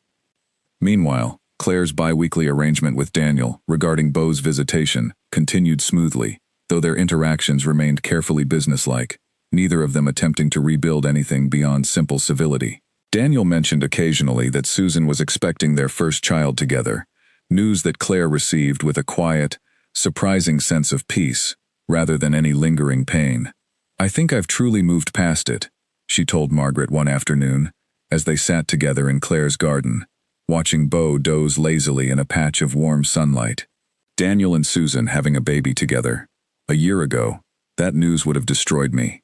Now, I just feel happy that everyone involved has found their own path forward. That's real healing, Margaret said, smiling. Not pretending the pain never happened, but genuinely finding peace with how everything unfolded. Claire nodded, watching a gentle breeze stir the flowers along her garden fence. She thought often, during these peaceful moments, about the distance she had traveled since that devastating night at the harvest dance. She had rebuilt an entire life for herself, a thriving career, a loyal companion who had never once wavered in his devotion, a new relationship, built on genuine trust and mutual respect, a renewed sense of her own strength and capability, that no longer depended on anyone else's validation to feel secure. The Fairview office continued growing steadily throughout the summer months, earning a strong reputation among local businesses for its careful, personalized approach to matching candidates with the right opportunities. Claire hired 2 additional staff members to manage the increasing workload, and by August, the office had exceeded even Diane's optimistic projections for its first year of operation. You've built something remarkable here, Diane told her, during a celebratory dinner marking the office's early success. I want you to know, Claire, I don't say this lightly. You've exceeded every expectation I had when I first offered you that trial position, all those months ago. I was terrified that day, Claire admitted, smiling at the memory. I walked into your office, not knowing if I was qualified for anything beyond running my old family shop. I never imagined I'd end up here. Sometimes the hardest chapters of our lives end up leading us toward exactly where we're meant to be, Diane said thoughtfully. Not because the pain itself was meant to happen, but because of who we become while finding our way through it. Claire considered these words carefully during the quiet drive home that evening, watching the last golden light of the summer day fade slowly into a soft twilight over the fields surrounding Millbrook. She thought about the woman she had been that terrible night at the dance, frozen and broken, utterly uncertain of what her future might hold.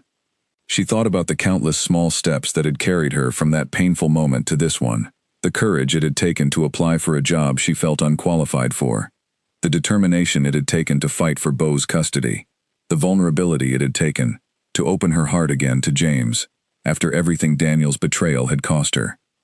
None of it had happened easily, none of it had happened quickly, but sitting here now, in the quiet comfort of her own car, driving home to a life she had built entirely through her own strength and perseverance, Claire understood, more clearly than ever, that the ending of her marriage, however painful, had not been the ending of her story. It had simply been the difficult, necessary beginning of an entirely new chapter, one shaped by resilience rather than loss, by growth rather than grief. When she arrived home, Beau greeted her at the door with his usual enthusiasm, and James, who had let himself in earlier to prepare a simple dinner for them both, called out a warm greeting from the kitchen. Claire smiled, setting down her bag and making her way toward the comforting sounds of her new life. The gentle clatter of dishes, the warm smell of a home-cooked meal, the steady presence of people, both human and canine, who genuinely loved her for exactly who she had become. She paused for a moment in the hallway, looking at the small collection of photographs she had recently begun hanging on the wall. Pictures from the Fairview office opening, a snapshot of her and James at the winter tree lighting months earlier, a candid photo Margaret had taken of Claire laughing freely, Beau bounding happily beside her through a field of autumn leaves. It was a small, quiet gallery of a life rebuilt, evidence of everything she had created for herself since that painful night when her old life had ended so abruptly on the dance floor. Claire smiled softly, running her fingers gently across the frames, before continuing down the hallway toward the warm, welcoming sounds of dinner waiting for her in the kitchen. Whatever challenges still lay ahead, she felt ready to meet them, carried forward by the quiet strength she had built for herself. One difficult, courageous step at a time.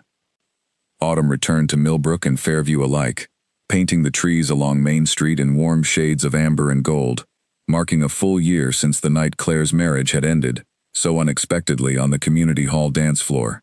She often found herself reflecting on how much had changed in those 12 months, how the woman she had become bore little resemblance to the shattered figure who had once stood frozen among swirling dancers, unable to comprehend the words her husband had just spoken. But autumn, this year, brought new challenges alongside its familiar beauty. It began on an ordinary Tuesday morning when Claire noticed Beau moving more slowly than usual as they set out for their regular walk. He hesitated at the bottom of the porch steps, something he had never done before, and when he finally descended, his back legs seemed to shake slightly with the effort. "Beau?" Claire knelt down beside him, concern immediately tightening in her chest. "What's wrong, boy?" Beau licked her hand gently, his tail wagging, though the effort of maintaining his usual cheerful energy seemed to cost him something Claire had never noticed before. She decided immediately to cancel her morning appointments and take him to see Dr. Patterson, the veterinarian who had cared for Beau since he was a puppy. The waiting room felt unbearably long that morning, Claire's mind spinning through worried possibilities, while Beau rested quietly beside her chair, his usual energy noticeably dimmed. When Dr. Patterson finally called them back, he examined Beau carefully, checking his joints, listening to his heart, running gentle hands along his aging frame with practiced expertise. "He's 10 years old now," Dr. Patterson said gently, after completing his examination. "We're seeing some early signs of arthritis in his hips, which is common for a dog his age, especially a larger breed like Beau. It's not an emergency, but it will require some management going forward. Medication, adjusted exercise, possibly some changes to his diet." Claire felt a wave of relief, mixed with a quieter, more persistent worry. "He's going to be okay? He's going to need some extra care," Dr. Patterson said kindly. "But with the right management, dogs with arthritis can still live comfortable, happy lives for years. We'll just need to watch him carefully and adjust as needed." Claire left the veterinary clinic with a bag of medication and a list of careful instructions, her heart heavy with the reminder that Beau, her steady, loyal companion through the most difficult year of her life, was growing older. She thought about all the months they had spent together since the divorce, all the quiet mornings and difficult evenings, when his simple presence had been the only steady comfort in her uncertain world. The thought of eventually losing him, though clearly still years away, settled uncomfortably in her chest. That evening, James found her sitting on the kitchen floor beside Beau's bed, gently massaging his hips the way Dr. Patterson had shown her, tears quietly slipping down her cheeks. "Hey," James said softly, kneeling down beside her. "What's wrong?" "He's getting old," Claire said, her voice thick with emotion. "I know it's silly to be this upset. Dr. Patterson said he's fine, that we just need to manage things carefully. But I keep thinking about everything he's helped me through this past year, and the thought of eventually losing him feels unbearable." James wrapped his arm gently around her shoulders. "It's not silly at all. He's family, Claire. Of course this scares you." They sat together quietly for a long while, Beau resting peacefully between them, his breathing slow and steady beneath Claire's gentle hand. Eventually, her tears subsided, replaced by a quiet, grateful resolve to give Beau whatever care he needed to remain comfortable for as many years as they had left together. As if the worry over Beau's health were not enough for one season, Claire soon faced a fresh challenge at the Fairview office. In early October, she learned that a competing recruitment agency, a larger firm based in the city, had opened a branch just 2 streets away from her own office, offering aggressive pricing to local businesses in an apparent effort to quickly capture market share. "They're undercutting our rates significantly," Sarah reported one morning, having heard the news through a contact at one of their client companies. "I'm worried some of our clients might be tempted to switch, especially the smaller businesses working with tighter budgets." Claire felt a familiar knot of anxiety tighten in her stomach, though she recognized, with some relief, that it felt different from the anxiety she had experienced a year earlier. This was not the paralyzing fear of a woman whose entire identity had just been shattered. This was the sharper, more focused worry of someone determined to protect something she had built with her own hard work. She called Diane immediately to discuss the situation, and together they strategized late into the evening, reviewing their pricing structure, discussing ways to demonstrate the agency's value beyond simple cost, considering how to strengthen their existing relationships with loyal clients.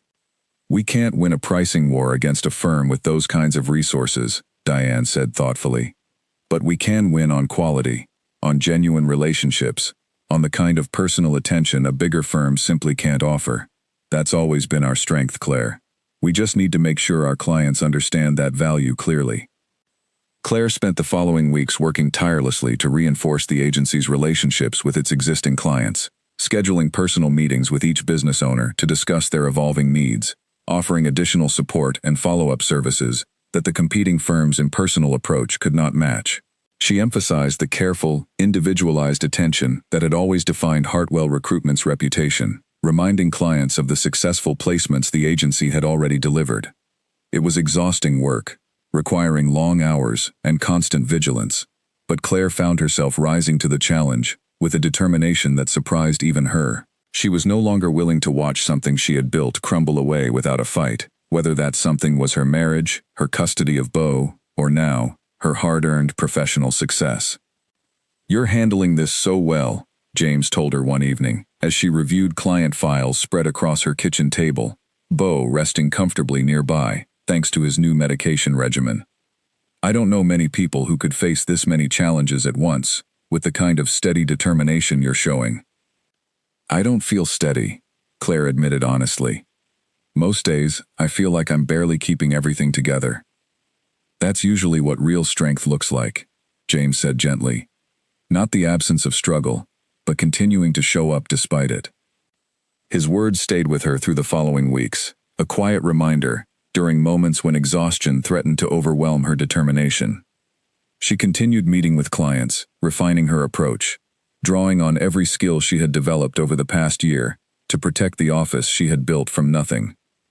Slowly, her efforts began to show results. Several key clients, appreciating the personal attention and proven track record Claire's office had consistently provided, chose to remain loyal despite the competing firm's aggressive pricing. One client, a small but growing bakery chain that had worked with Hartwell since Claire first opened the Fairview office, put it simply during one of their meetings.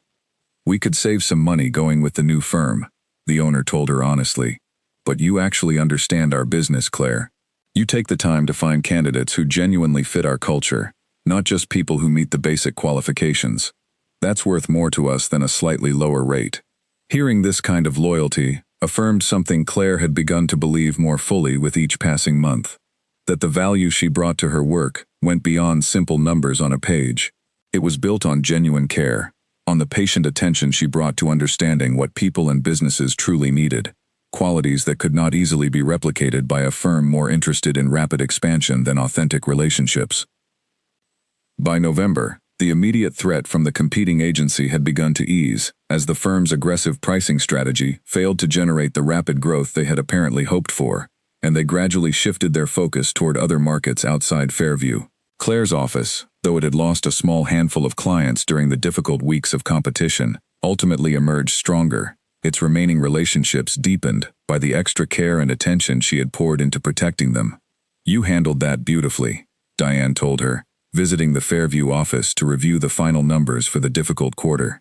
"I know it wasn't easy, but you didn't panic, and you didn't compromise on what makes this agency special. That's exactly the kind of leadership I hoped you'd bring to this role." Claire felt a quiet swell of pride at the words, though it was tempered by genuine exhaustion after weeks of intense effort.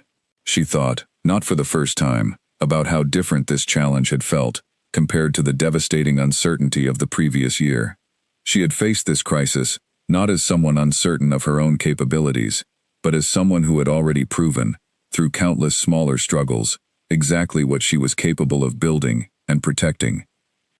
Meanwhile, Beau continued adjusting well to his new medication and modified exercise routine, his energy gradually returning, even as Claire remained mindful of his aging joints. Their walks grew shorter, but no less cherished, each quiet morning together, a reminder of the steady companionship that had carried her through the most difficult chapter of her life. As Thanksgiving approached, Claire found herself reflecting gratefully on the strange, difficult journey of the past year and a half. She had lost so much that painful night at the harvest dance: her marriage, her sense of security, the comfortable identity she had built around being Daniel's wife. But in the space that loss had created, she had built something entirely new, a thriving career that reflected her own genuine strengths, a loyal companion whose devotion had never wavered despite his aging body, a loving relationship with a man who valued her exactly as she was, and perhaps most importantly, a deep, hard-earned confidence in her own resilience. She spent Thanksgiving that year hosting a small gathering at her own home for the first time, inviting Margaret and her family, along with James, filling her kitchen with the warm smells of a home-cooked meal and the comfortable sounds of genuine laughter and connection. Beau rested contentedly near the fireplace throughout the evening, occasionally receiving small, forbidden treats from Margaret's children when they thought Claire wasn't looking. As the evening wound down and her guests began gathering their coats, Margaret paused beside Claire near the door, studying her with a warm, thoughtful expression. "Do you remember," Margaret said quietly, "standing in that parking lot outside the community hall, completely broken, telling me you didn't know how you'd survive the next day?" Claire nodded, the memory still vivid despite the distance of time and healing between then and now. "Look at you now," Margaret continued, gesturing gently around the warm, softly lit kitchen, still fragrant with the remnants of their shared meal. "You didn't just survive, Claire. You built an entirely new life, piece by piece, through nothing but your own strength and determination." Claire felt tears prick gently at her eyes, though these were tears of gratitude rather than grief. "I couldn't have done it without you," she said honestly. "Without everyone who believed in me, even during the moments I struggled to believe in myself." "That's what real friendship looks like," Margaret said, embracing her warmly. "But make no mistake, Claire. The strength that carried you through all of this, that was entirely your own." As Claire closed the door behind her departing guests and turned back toward her quiet, warmly lit home, Beau dozing peacefully by the fireplace, and James gently washing dishes in the kitchen, she allowed herself, finally, to fully feel the weight of everything she had overcome. The road had been long, marked by heartbreak and uncertainty, difficult battles both personal and professional, but standing here now, surrounded by the genuine warmth of a life she had built entirely through her own resilience, Claire understood, more completely than ever, that she had not simply survived the ending of her marriage. She had transformed it into the beginning of everything that truly mattered. Winter arrived early that year, with the first snow falling gently over Millbrook just after Thanksgiving, coating the rooftops and bare tree branches in a soft layer of white that transformed the town into something out of a holiday postcard. Claire found herself settling into the season with a sense of contentment she had rarely known during the difficult years of her marriage, her days full of purposeful work, and her evenings warmed by the steady presence of the people who had become her true support system. It was during one particularly cold morning in early December that Claire received an unexpected phone call from Daniel, his voice carrying a nervousness she had not heard from him in a long while. "Claire, I hope this isn't a bad time," he said. "I wanted to ask you something, and I wasn't sure how to bring it up." "Go ahead," Claire said, curious, despite the wariness that still lingered whenever Daniel's name appeared on her phone. "Susan and I are having some trouble," Daniel admitted, his voice quieter now.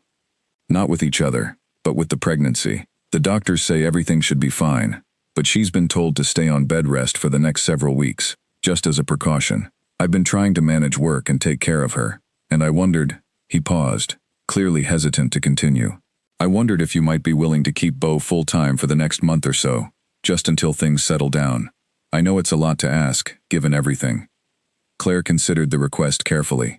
A year earlier, she might have felt a flash of resentment at Daniel, asking her for any kind of favor, given everything he had put her through.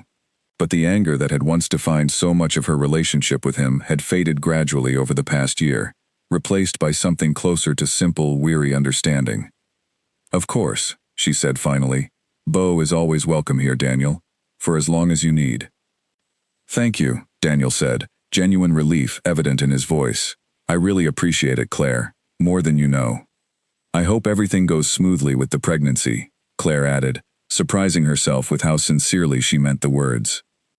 Thank you, Daniel said again, quieter this time. That means a lot, coming from you. After hanging up the phone, Claire sat for a long moment at her kitchen table, reflecting on how strange and unexpected this moment felt. A year and a half ago, she could not have imagined feeling genuine goodwill toward the man who had ended their marriage, so abruptly, so painfully, in front of the entire town. Yet here she was, offering comfort and support during a difficult moment in his new life, finding that she meant every word of her kindness. She mentioned the conversation to James that evening, as they sat together on her living room couch, Bo curled contentedly at their feet, unaware that he would soon be a permanent resident once again, rather than a bi-weekly visitor. That's a big shift, James observed thoughtfully. How do you feel about it? Strange, Claire admitted, but not bad strange. I think I've genuinely let go of whatever anger I was still carrying toward him. It feels good, actually, being able to help without any bitterness attached to it. That says a lot about how far you've come, James said, reaching over to take her hand. Not many people could reach that kind of peace, after everything you went through. Claire smiled, grateful for his steady understanding, and found herself, in that quiet moment, considering just how much her life had changed since that painful night at the community hall. The bitterness that had once consumed her every thought had gradually transformed into something calmer, more grounded, a peace she had built through months of hard work rather than simple time passing. As the holiday season deepened, Claire's life grew fuller with the return of Bo's full-time presence in her home, along with the increasing demands of managing the Fairview office through its busiest season. Businesses across the region rushed to fill positions before the new year, and Claire found herself working long hours once again, though this time energized rather than exhausted by the steady pace of her responsibilities. It was during this busy season that Diane approached her with news that would prove to be another significant turning point. I've been reviewing the numbers from both offices, Diane said, during a meeting at the Millbrook location in mid-December. And I want to be honest with you, Claire. The Fairview branch has exceeded every projection I had. You've built something remarkable there. Thank you, Claire said, pride warming her chest at the acknowledgement. I've worked hard for it. I know you have, Diane said, smiling. Which is why I wanted to discuss something with you. I'm getting older, Claire, and I've been thinking more seriously about the future of this agency. I don't have children interested in taking over the business, and honestly, I can't imagine a better person to eventually lead Hartwell Recruitment than someone who has proven, again and again, exactly the kind of dedication and integrity this work requires. Claire's breath caught slightly at the implication behind Diane's words. Are you talking about retirement? Not immediately, Diane clarified. But eventually, yes. I'd like to begin discussing a partnership arrangement, Claire. A path toward you eventually taking full ownership of the agency, both offices, when I'm ready to step back. I think you've more than earned the opportunity. Claire sat in stunned silence for a long moment, overwhelmed by the magnitude of what Diane was offering. Just 18 months earlier, she had walked into this very office, uncertain and desperate, hoping simply to find any kind of steady work to support herself through the wreckage of her divorce. Now, she was being offered the chance to eventually own the very business that had given her a second chance at building a meaningful life. I don't know what to say, Claire finally managed. Diane, this is more than I ever imagined possible. You've earned every bit of it, Diane said warmly. I've watched you grow from someone unsure of her own worth into one of the most capable, dedicated professionals I've ever had the privilege of working with. This isn't charity, Claire. This is simply recognizing what you've already proven you're capable of. They spent the following weeks discussing the details of a formal partnership agreement, Robert Hayes once again assisting Claire in understanding the legal and financial aspects of the arrangement. It was a complex process, requiring careful negotiation and thoughtful planning for the years ahead, but Claire approached each step with the same steady determination that had carried her through every other challenge of the past 18 months.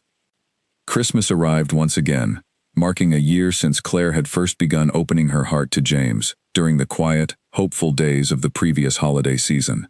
This year's celebration felt different, richer somehow, layered with the accumulated warmth of an entire year, spent building something genuine and lasting together.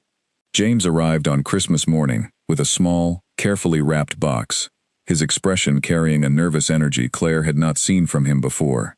"I have something I want to ask you," he said, as they sat together near the fireplace, the soft glow of morning light filtering through the windows, Beau resting peacefully nearby, amid a scattering of wrapping paper. Claire felt her heart quicken as James knelt down beside her, opening the small box to reveal a simple, elegant ring, its modest diamond catching the morning light. "Claire," he said, his voice steady, despite the emotion clearly visible in his eyes, "this past year with you has been the most meaningful of my life. I know we've both walked difficult roads to get here. I know trust and commitment mean something different to us now than they might have years ago. But I love you, completely and without reservation, and I would be honored if you would marry me." Claire felt tears rise in her eyes, though these were tears of pure joy rather than any lingering sorrow. She thought, briefly, of that devastating night at the harvest dance, of the words that had shattered her world so completely. She thought of everything she had rebuilt since then, piece by careful piece, through her own strength and determination. And she thought of James, patient and steady, who had never once asked her to be anyone other than exactly who she had become through that difficult journey. "Yes," she said, her voice thick with emotion. "Yes, James. I would be honored too." James slipped the ring onto her finger, and they embraced for a long, quiet moment, Beau nosing curiously between them, sensing the joy in the room even if he could not understand its cause. Claire laughed through her tears, scratching behind Beau's ears affectionately, grateful beyond words for this life she had built, this family she had found, this happiness she had once believed impossible during the darkest days of her divorce. She called Margaret immediately to share the news, her friend's excited screams audible even before Claire had finished explaining what had happened. "I am so happy for you," Margaret said, once her initial excitement had settled slightly. "Claire, you deserve every bit of this happiness. After everything you've been through, you deserve this more than anyone I know."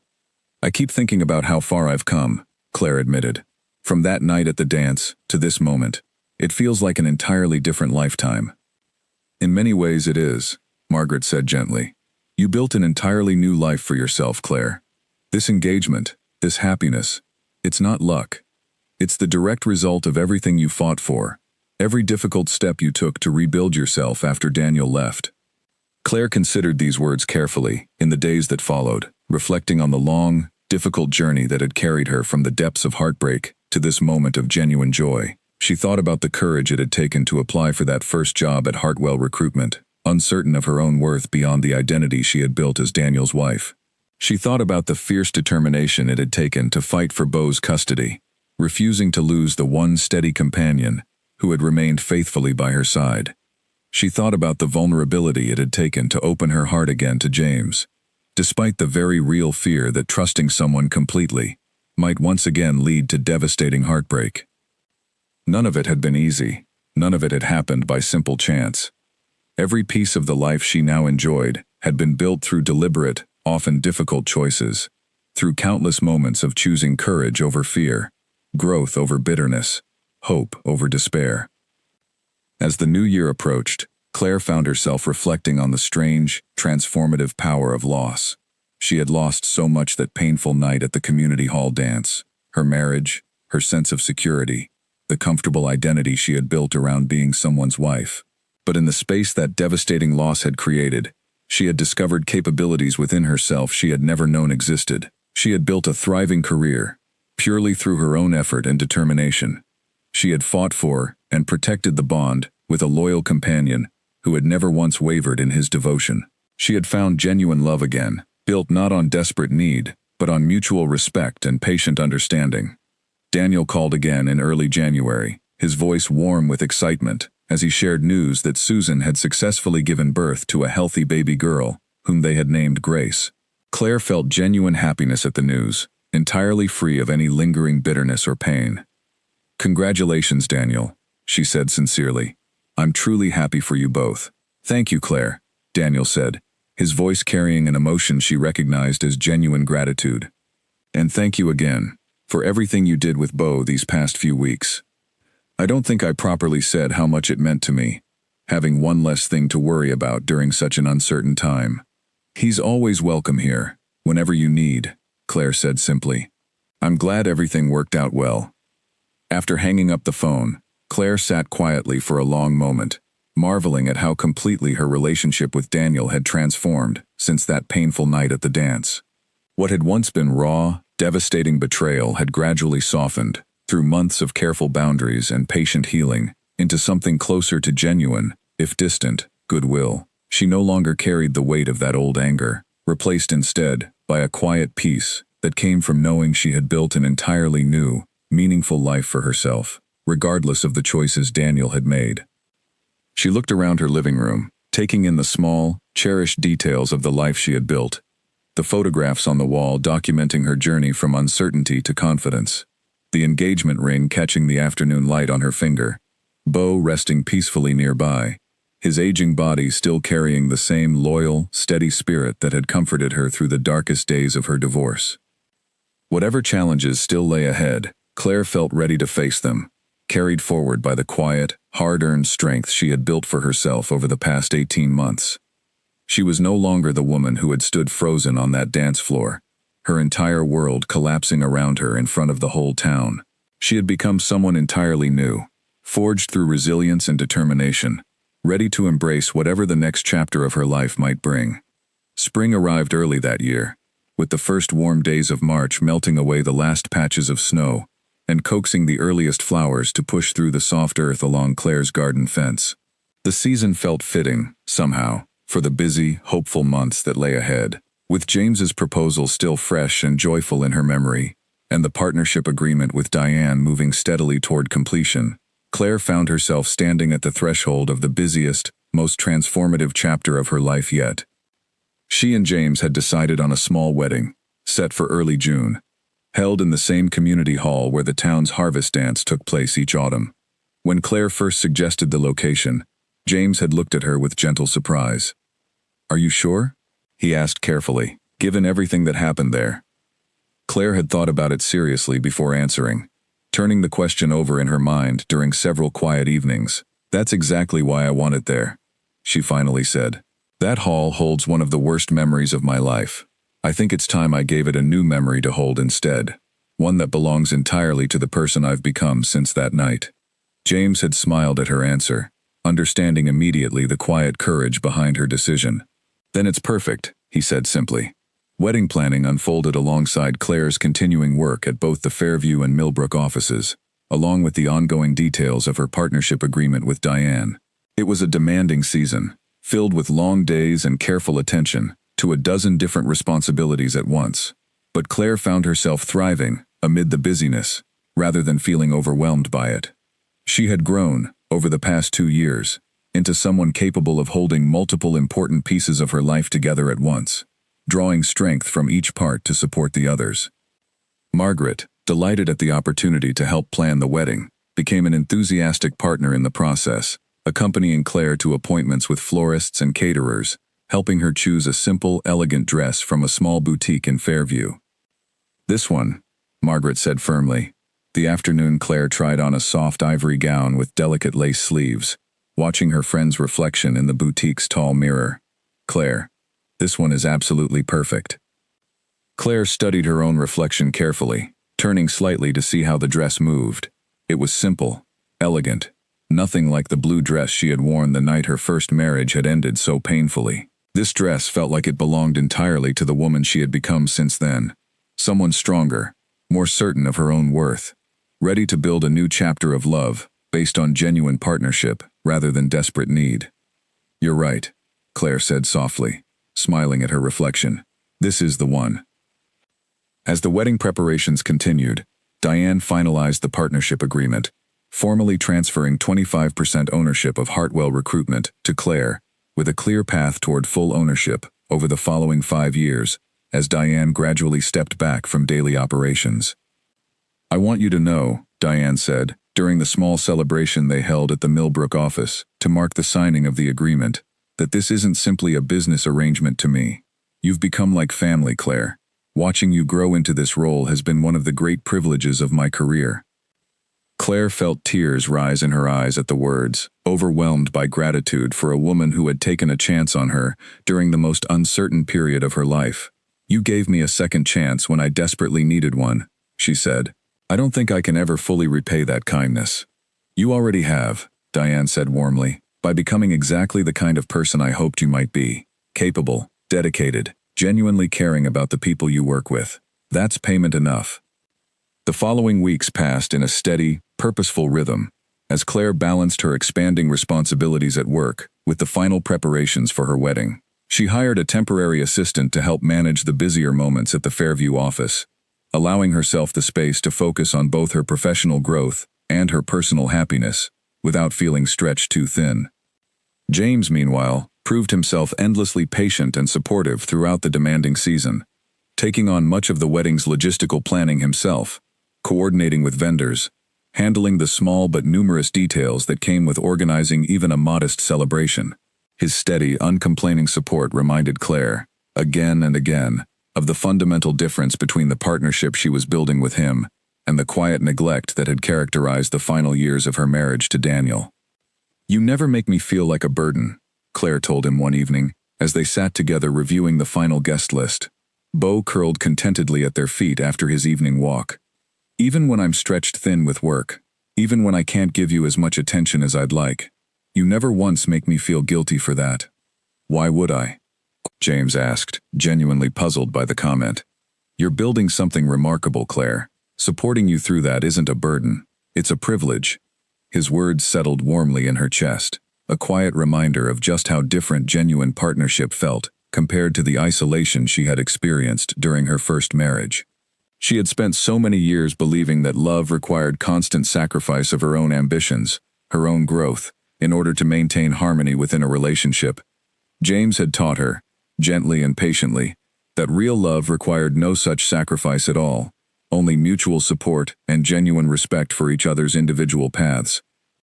As the wedding date approached, Claire found herself thinking often about her mother, who had passed away several years before the divorce, wishing desperately that she could share this happiness with her. During a quiet evening alone, sorting through old photographs to select a few for the wedding decor, Claire came across a picture of her parents on their own wedding day, her mother's face radiant with a joy that Claire now recognized, more fully than ever, within her own heart. She called her father that evening, who lived several hours away and had grown quieter in the years since her mother's passing, updating him on the wedding plans and asking if he would be able to attend. "Nothing could keep me away," her father said, his voice warm despite the distance in the phone connection. "I'm proud of you, Claire. I know these past 2 years haven't been easy, but you've handled everything with more grace and strength than I think even you realize." "Thank you, Dad," Claire said, her voice thick with emotion. "That means more than you know." As June approached, the final details of the wedding fell steadily into place. The community hall was reserved and decorated with soft white flowers and warm string lights, echoing, but transforming the very space where Claire's old life had ended so abruptly nearly 2 years earlier. Margaret organized a small, joyful gathering of close friends for a bridal shower, filled with laughter and genuine warmth that stood in stark contrast to the quiet isolation Claire had felt during the difficult months following her divorce. The night before the wedding, Claire sat quietly in her living room, Beau resting peacefully beside her, reflecting on the long, transformative journey that had carried her to this moment. She thought about the frightened, heartbroken woman who had stood frozen on the dance floor that terrible night, utterly uncertain of what the future might hold.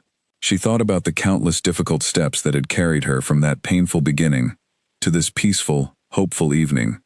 The courage of applying for a job she felt unqualified for, the determination of fighting for Beau's custody, the vulnerability of opening her heart again to James, the steady discipline of building a thriving career from nothing but her own effort and skill.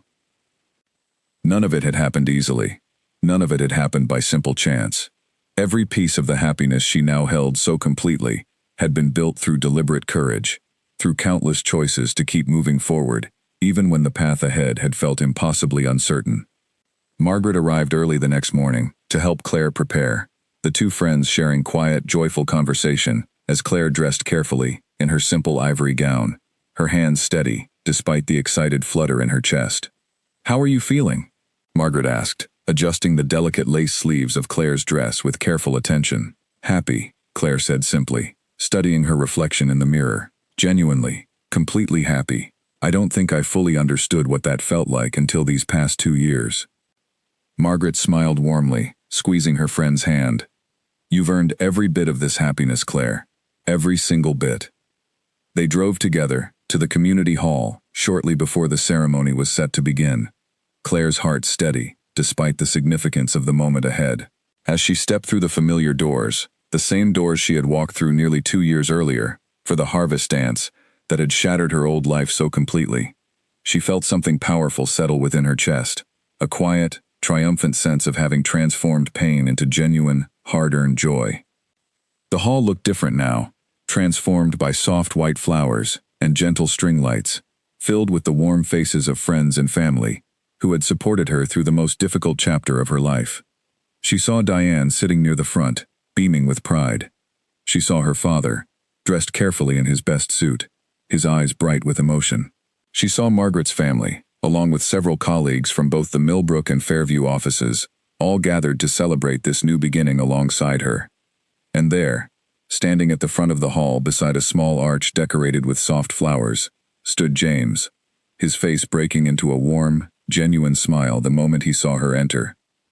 Claire walked slowly down the aisle, her father beside her, each step carrying her further from the painful memories this hall had once held, and closer to the joyful new beginning, waiting for her at its end.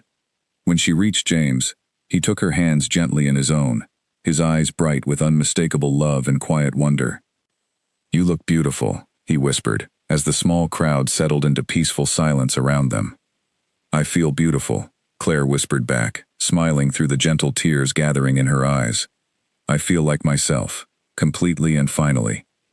The ceremony unfolded simply and warmly, filled with heartfelt vows that spoke not of desperate need or fragile hope, but of genuine partnership built through patience, mutual respect, and hard-earned trust. As James slipped a simple gold band onto her finger, sealing their commitment before the small gathering of loved ones, Claire felt a profound, steady peace settle completely through her heart.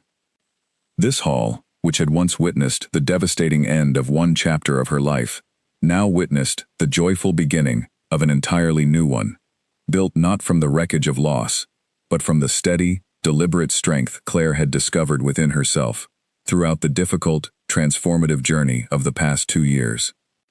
As the ceremony concluded and the small crowd rose in warm applause, Claire turned to look out at the gathered faces of the people who had supported her through every difficult step of her journey, feeling, for the first time since that terrible night nearly 2 years earlier, that she had finally, completely reclaimed this space, this town, and most importantly, her own life, entirely on her own strong, capable terms. 3 years had passed since the night Claire Bennett's marriage ended so abruptly on the community hall dance floor, and as she stood now in the kitchen of the home she shared with James, watching the late afternoon sun spill golden light across the counter, she found herself reflecting on just how completely her life had transformed since that painful evening. The Fairview office had grown steadily under her leadership, now employing 6 full-time staff members and serving as one of the most respected recruitment agencies in the region. Diane had officially retired the previous spring, handing over full ownership of Hartwell Recruitment to Claire in a small, emotional ceremony, attended by staff from both offices. Claire had chosen to keep the agency's original name, unwilling to erase the legacy of the woman who had given her a second chance when she needed one most. "Are you sure you don't want to rename it after yourself?" Diane had asked, half joking, during their final transition meeting. Hartwell Recruitment gave me my life back, Claire had said simply. I could never take that name away from it. Beau rested now in his favorite spot near the kitchen window, his muzzle almost entirely gray, his movements slower and more careful than they had been in his younger years. He was 12 years old now, well past the age Dr. Patterson had once gently warned her to prepare for, but he remained, despite his aging body, the same gentle, loyal companion who had steadied her through the darkest days of her divorce. Claire still took him for careful morning walks each day, shorter now than they had once been, but no less precious for their brevity. James entered the kitchen, drawn by the smell of dinner cooking on the stove, and wrapped his arms gently around her from behind, resting his chin lightly on her shoulder. "Smells wonderful," he said. "What's the occasion?" "No occasion," Claire said, smiling, as she stirred the simmering sauce. "Just a Tuesday. I felt like cooking something nice." Their marriage had settled, over the past 2 years, into a comfortable, genuine partnership built on the patient foundation they had established during their courtship. James had recently taken on a larger role at his manufacturing company, and Claire continued to expand Hartwell Recruitment's reach throughout the region, both of them supporting each other's professional growth with the same steady encouragement that had defined their relationship from its earliest days. Their evening was interrupted by the cheerful sound of Claire's phone ringing. She glanced at the screen and smiled, recognizing Daniel's number. "Hello, Daniel," she answered, setting down her wooden spoon. "Claire, hi. Sorry to bother you during dinner time," Daniel said. "I just wanted to confirm, are we still good for Saturday? Grace has been asking about seeing Beau again. She talks about him constantly at home." Claire felt a warm smile spread across her face at the mention of Daniel's young daughter, now nearly 2 years old, who had developed an enthusiastic fondness for Beau during the occasional visits Daniel still arranged. "Of course," she said. "He'll be happy to see her too. He always perks up when she visits." "Thank you," Daniel said, genuine warmth evident in his voice. "And Claire, I wanted to say, I saw the article about your agency's expansion in the regional paper last week. Congratulations, you've built something really impressive." "Thank you, Daniel," Claire said, and meant it completely. Their relationship, once so raw with betrayal and heartbreak, had settled over the years into something calm and genuinely friendly, built on mutual respect for the different paths their lives had taken since that painful night at the dance. Susan occasionally joined the visits now too, and the awkwardness that had once defined their interactions had faded almost entirely, replaced by the simple, practical warmth of two families who had found their own separate versions of happiness. After hanging up the phone, Claire returned to preparing dinner, her mind drifting thoughtfully over the strange, transformative journey that had brought her to this peaceful moment. She thought about the woman she had been on that terrible night at the harvest dance, utterly shattered by words she had never expected to hear, standing frozen on a dance floor, while her entire world collapsed around her in front of the whole town. She thought about the difficult months that had followed, the humiliation of walking through town, knowing everyone had witnessed her heartbreak, the fierce determination it had taken to apply for a job she felt unqualified for, the anxious uncertainty of building an entirely new professional identity from nothing but her own effort and skill. She thought about the custody battle over Beau, the fear of losing the one steady companion who had remained faithfully by her side through her darkest days, and the quiet relief of the mediation that had ultimately protected their bond. She thought about James, patient and steady, who had waited without pressure for her heart to heal enough to welcome new love, and who had shown her, through years of consistent kindness, exactly what genuine partnership could look like when built on mutual respect rather than desperate need. "You've gone quiet," James observed, watching her from across the kitchen. "Where did you go, just now?" "Just thinking," Claire said, smiling softly, "about everything that's happened since that night at the dance. It's strange, looking back now. I used to think that night was the worst thing that ever happened to me." "And now?" James asked gently. "Now I think it might have been the beginning of the best thing that ever happened to me," Claire said. "Not because the pain itself was good, it wasn't. It was one of the hardest things I've ever endured, but everything I built afterward, everything I discovered about my own strength, none of that would have happened if my old life hadn't fallen apart first." James crossed the kitchen and took her hands gently in his own. "I think that takes real courage, seeing it that way." A lot of people never manage to find peace with their pain like that. I had a lot of help, Claire said, thinking of Margaret's steady friendship, Diane's patient mentorship, James's unwavering support, and Beau's simple, faithful companionship through every difficult step of the journey. I couldn't have done it alone.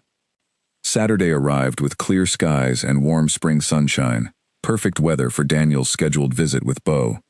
Claire watched from the porch as Daniel's car pulled into the driveway, young Grace bouncing excitedly in her car seat the moment she spotted Beau waiting patiently by the door. "Beau! Beau!" Grace called happily, as Daniel lifted her carefully from the car, her small hands reaching eagerly toward the aging dog, who wagged his tail slowly but warmly at her approach. "Gentle, sweetheart," Daniel said, kneeling down beside his daughter, as she wrapped her small arms carefully around Beau's neck. "He's an old boy now. We have to be gentle with him." Claire watched the scene with quiet warmth, remembering the anxious, painful negotiations that had once determined this very arrangement, the fierce arguments and difficult mediation sessions that had felt, at the time, like they might never resolve peacefully. Now, watching Daniel's young daughter giggle happily as Beau licked her cheek affectionately, Claire felt only gratitude for how completely time and patience had transformed what once felt like an unbearable conflict into something genuinely peaceful. "He seems to be moving a little slower these days," Daniel observed, watching Beau settle carefully onto the porch beside Grace. "He's getting older," Claire said, "but Dr. Patterson says he's still healthy for his age. We just take things a little easier now." Daniel nodded, a thoughtful expression crossing his face. "I'm grateful, Claire, for all these years of sharing him with me, even after everything that happened between us. I know I didn't make things easy back then. We were both figuring things out," Claire said simply. "I think we've both grown a lot since then." "We really have," Daniel agreed, watching his daughter play gently with the aging dog. "Susan and I talk sometimes about how different things might have been if I'd handled the divorce better back then. I'm sorry again, Claire, for how I ended things that night. You deserved so much better than what I gave you." Claire considered his words carefully, recognizing the genuine remorse behind them, though she no longer felt the sharp sting of old pain that such an apology might once have triggered. "I've made my peace with it," she said honestly. "Everything that happened, painful as it was, led me to exactly where I am now. I wouldn't trade this life for anything, not even to undo the pain that helped create it." Daniel smiled, something peaceful settling into his expression. "That's a healthy way to look at it. I'm glad you found your way to that peace, Claire. Genuinely." They spent a pleasant afternoon together, Grace playing happily in the garden, while Beau dozed comfortably in the warm sunshine nearby. Daniel and Claire chatting easily about their respective lives, their careers, the small, ordinary details that filled their days. It felt, Claire thought, remarkably normal, this quiet friendship they had built from the wreckage of their marriage, proof that even the most painful endings could eventually transform into something calm and genuinely kind, given enough time and patience. After Daniel and Grace departed later that afternoon, Claire sat on the porch steps beside Beau, gently stroking his soft, graying fur, as the late afternoon sun began its slow descent toward evening. James joined her a few minutes later, settling comfortably beside her, his arm wrapping warmly around her shoulders. "Good visit?" he asked. "Really good," Claire said, smiling. "It's strange, thinking back to how impossible peace with Daniel once felt. Now it just feels normal, comfortable even." "That's what real healing looks like," James said softly. "Not forgetting the pain, but finding your way to genuine peace despite it." Claire nodded, resting her head against his shoulder, watching the golden evening light spread slowly across her garden. She thought about the countless small moments that had carried her from that devastating night at the community hall to this peaceful, contented evening. Every difficult conversation, every moment of fierce determination, every quiet act of courage that had gradually rebuilt her entire life from the ground up. She thought about the woman she had once been, frozen and broken on that dance floor, utterly certain that her life as she knew it had ended completely. In many ways, she realized now, that woman had been right. That particular version of her life had indeed ended that night. But what had grown from its ashes was something far richer, far more genuinely her own, than anything she might have imagined possible during those painful early days of grief and uncertainty. She had built a career from nothing, discovering capabilities and strengths she never knew she possessed. She had fought fiercely to protect the bond with a loyal companion who had remained faithfully by her side through every difficult step of her journey. She had found genuine love again, built not on desperate need, but on patient, mutual respect. She had transformed even her relationship with the man who had broken her heart into something calm and unexpectedly kind, proof that healing, given enough time and courage, could reach further than she had ever believed possible. As the sun continued its slow descent toward the horizon, painting the sky in soft shades of orange and pink, Claire felt a deep, steady gratitude settle completely through her heart. The road that had carried her here had been long and often painful, marked by heartbreak and uncertainty, difficult battles both personal and professional. But every difficult step had led her, ultimately, to this peaceful moment, surrounded by genuine love, meaningful work, and the loyal companionship of a dog who had never once wavered in his devotion, regardless of how difficult the journey had become. She thought about all the other Claires out there, women perhaps sitting somewhere right now in the aftermath of their own devastating losses, wondering if they would ever find their way back to genuine happiness. She wished, quietly, that she could tell them what she now knew with complete certainty, that even the most painful endings could become powerful beginnings, that the identity shattered so completely in a single devastating moment could be rebuilt into something stronger, more authentic, more genuinely their own, than anything that had existed before. Beau shifted beside her, resting his graying head gently against her leg, and Claire smiled softly, scratching behind his ears the way he had always loved.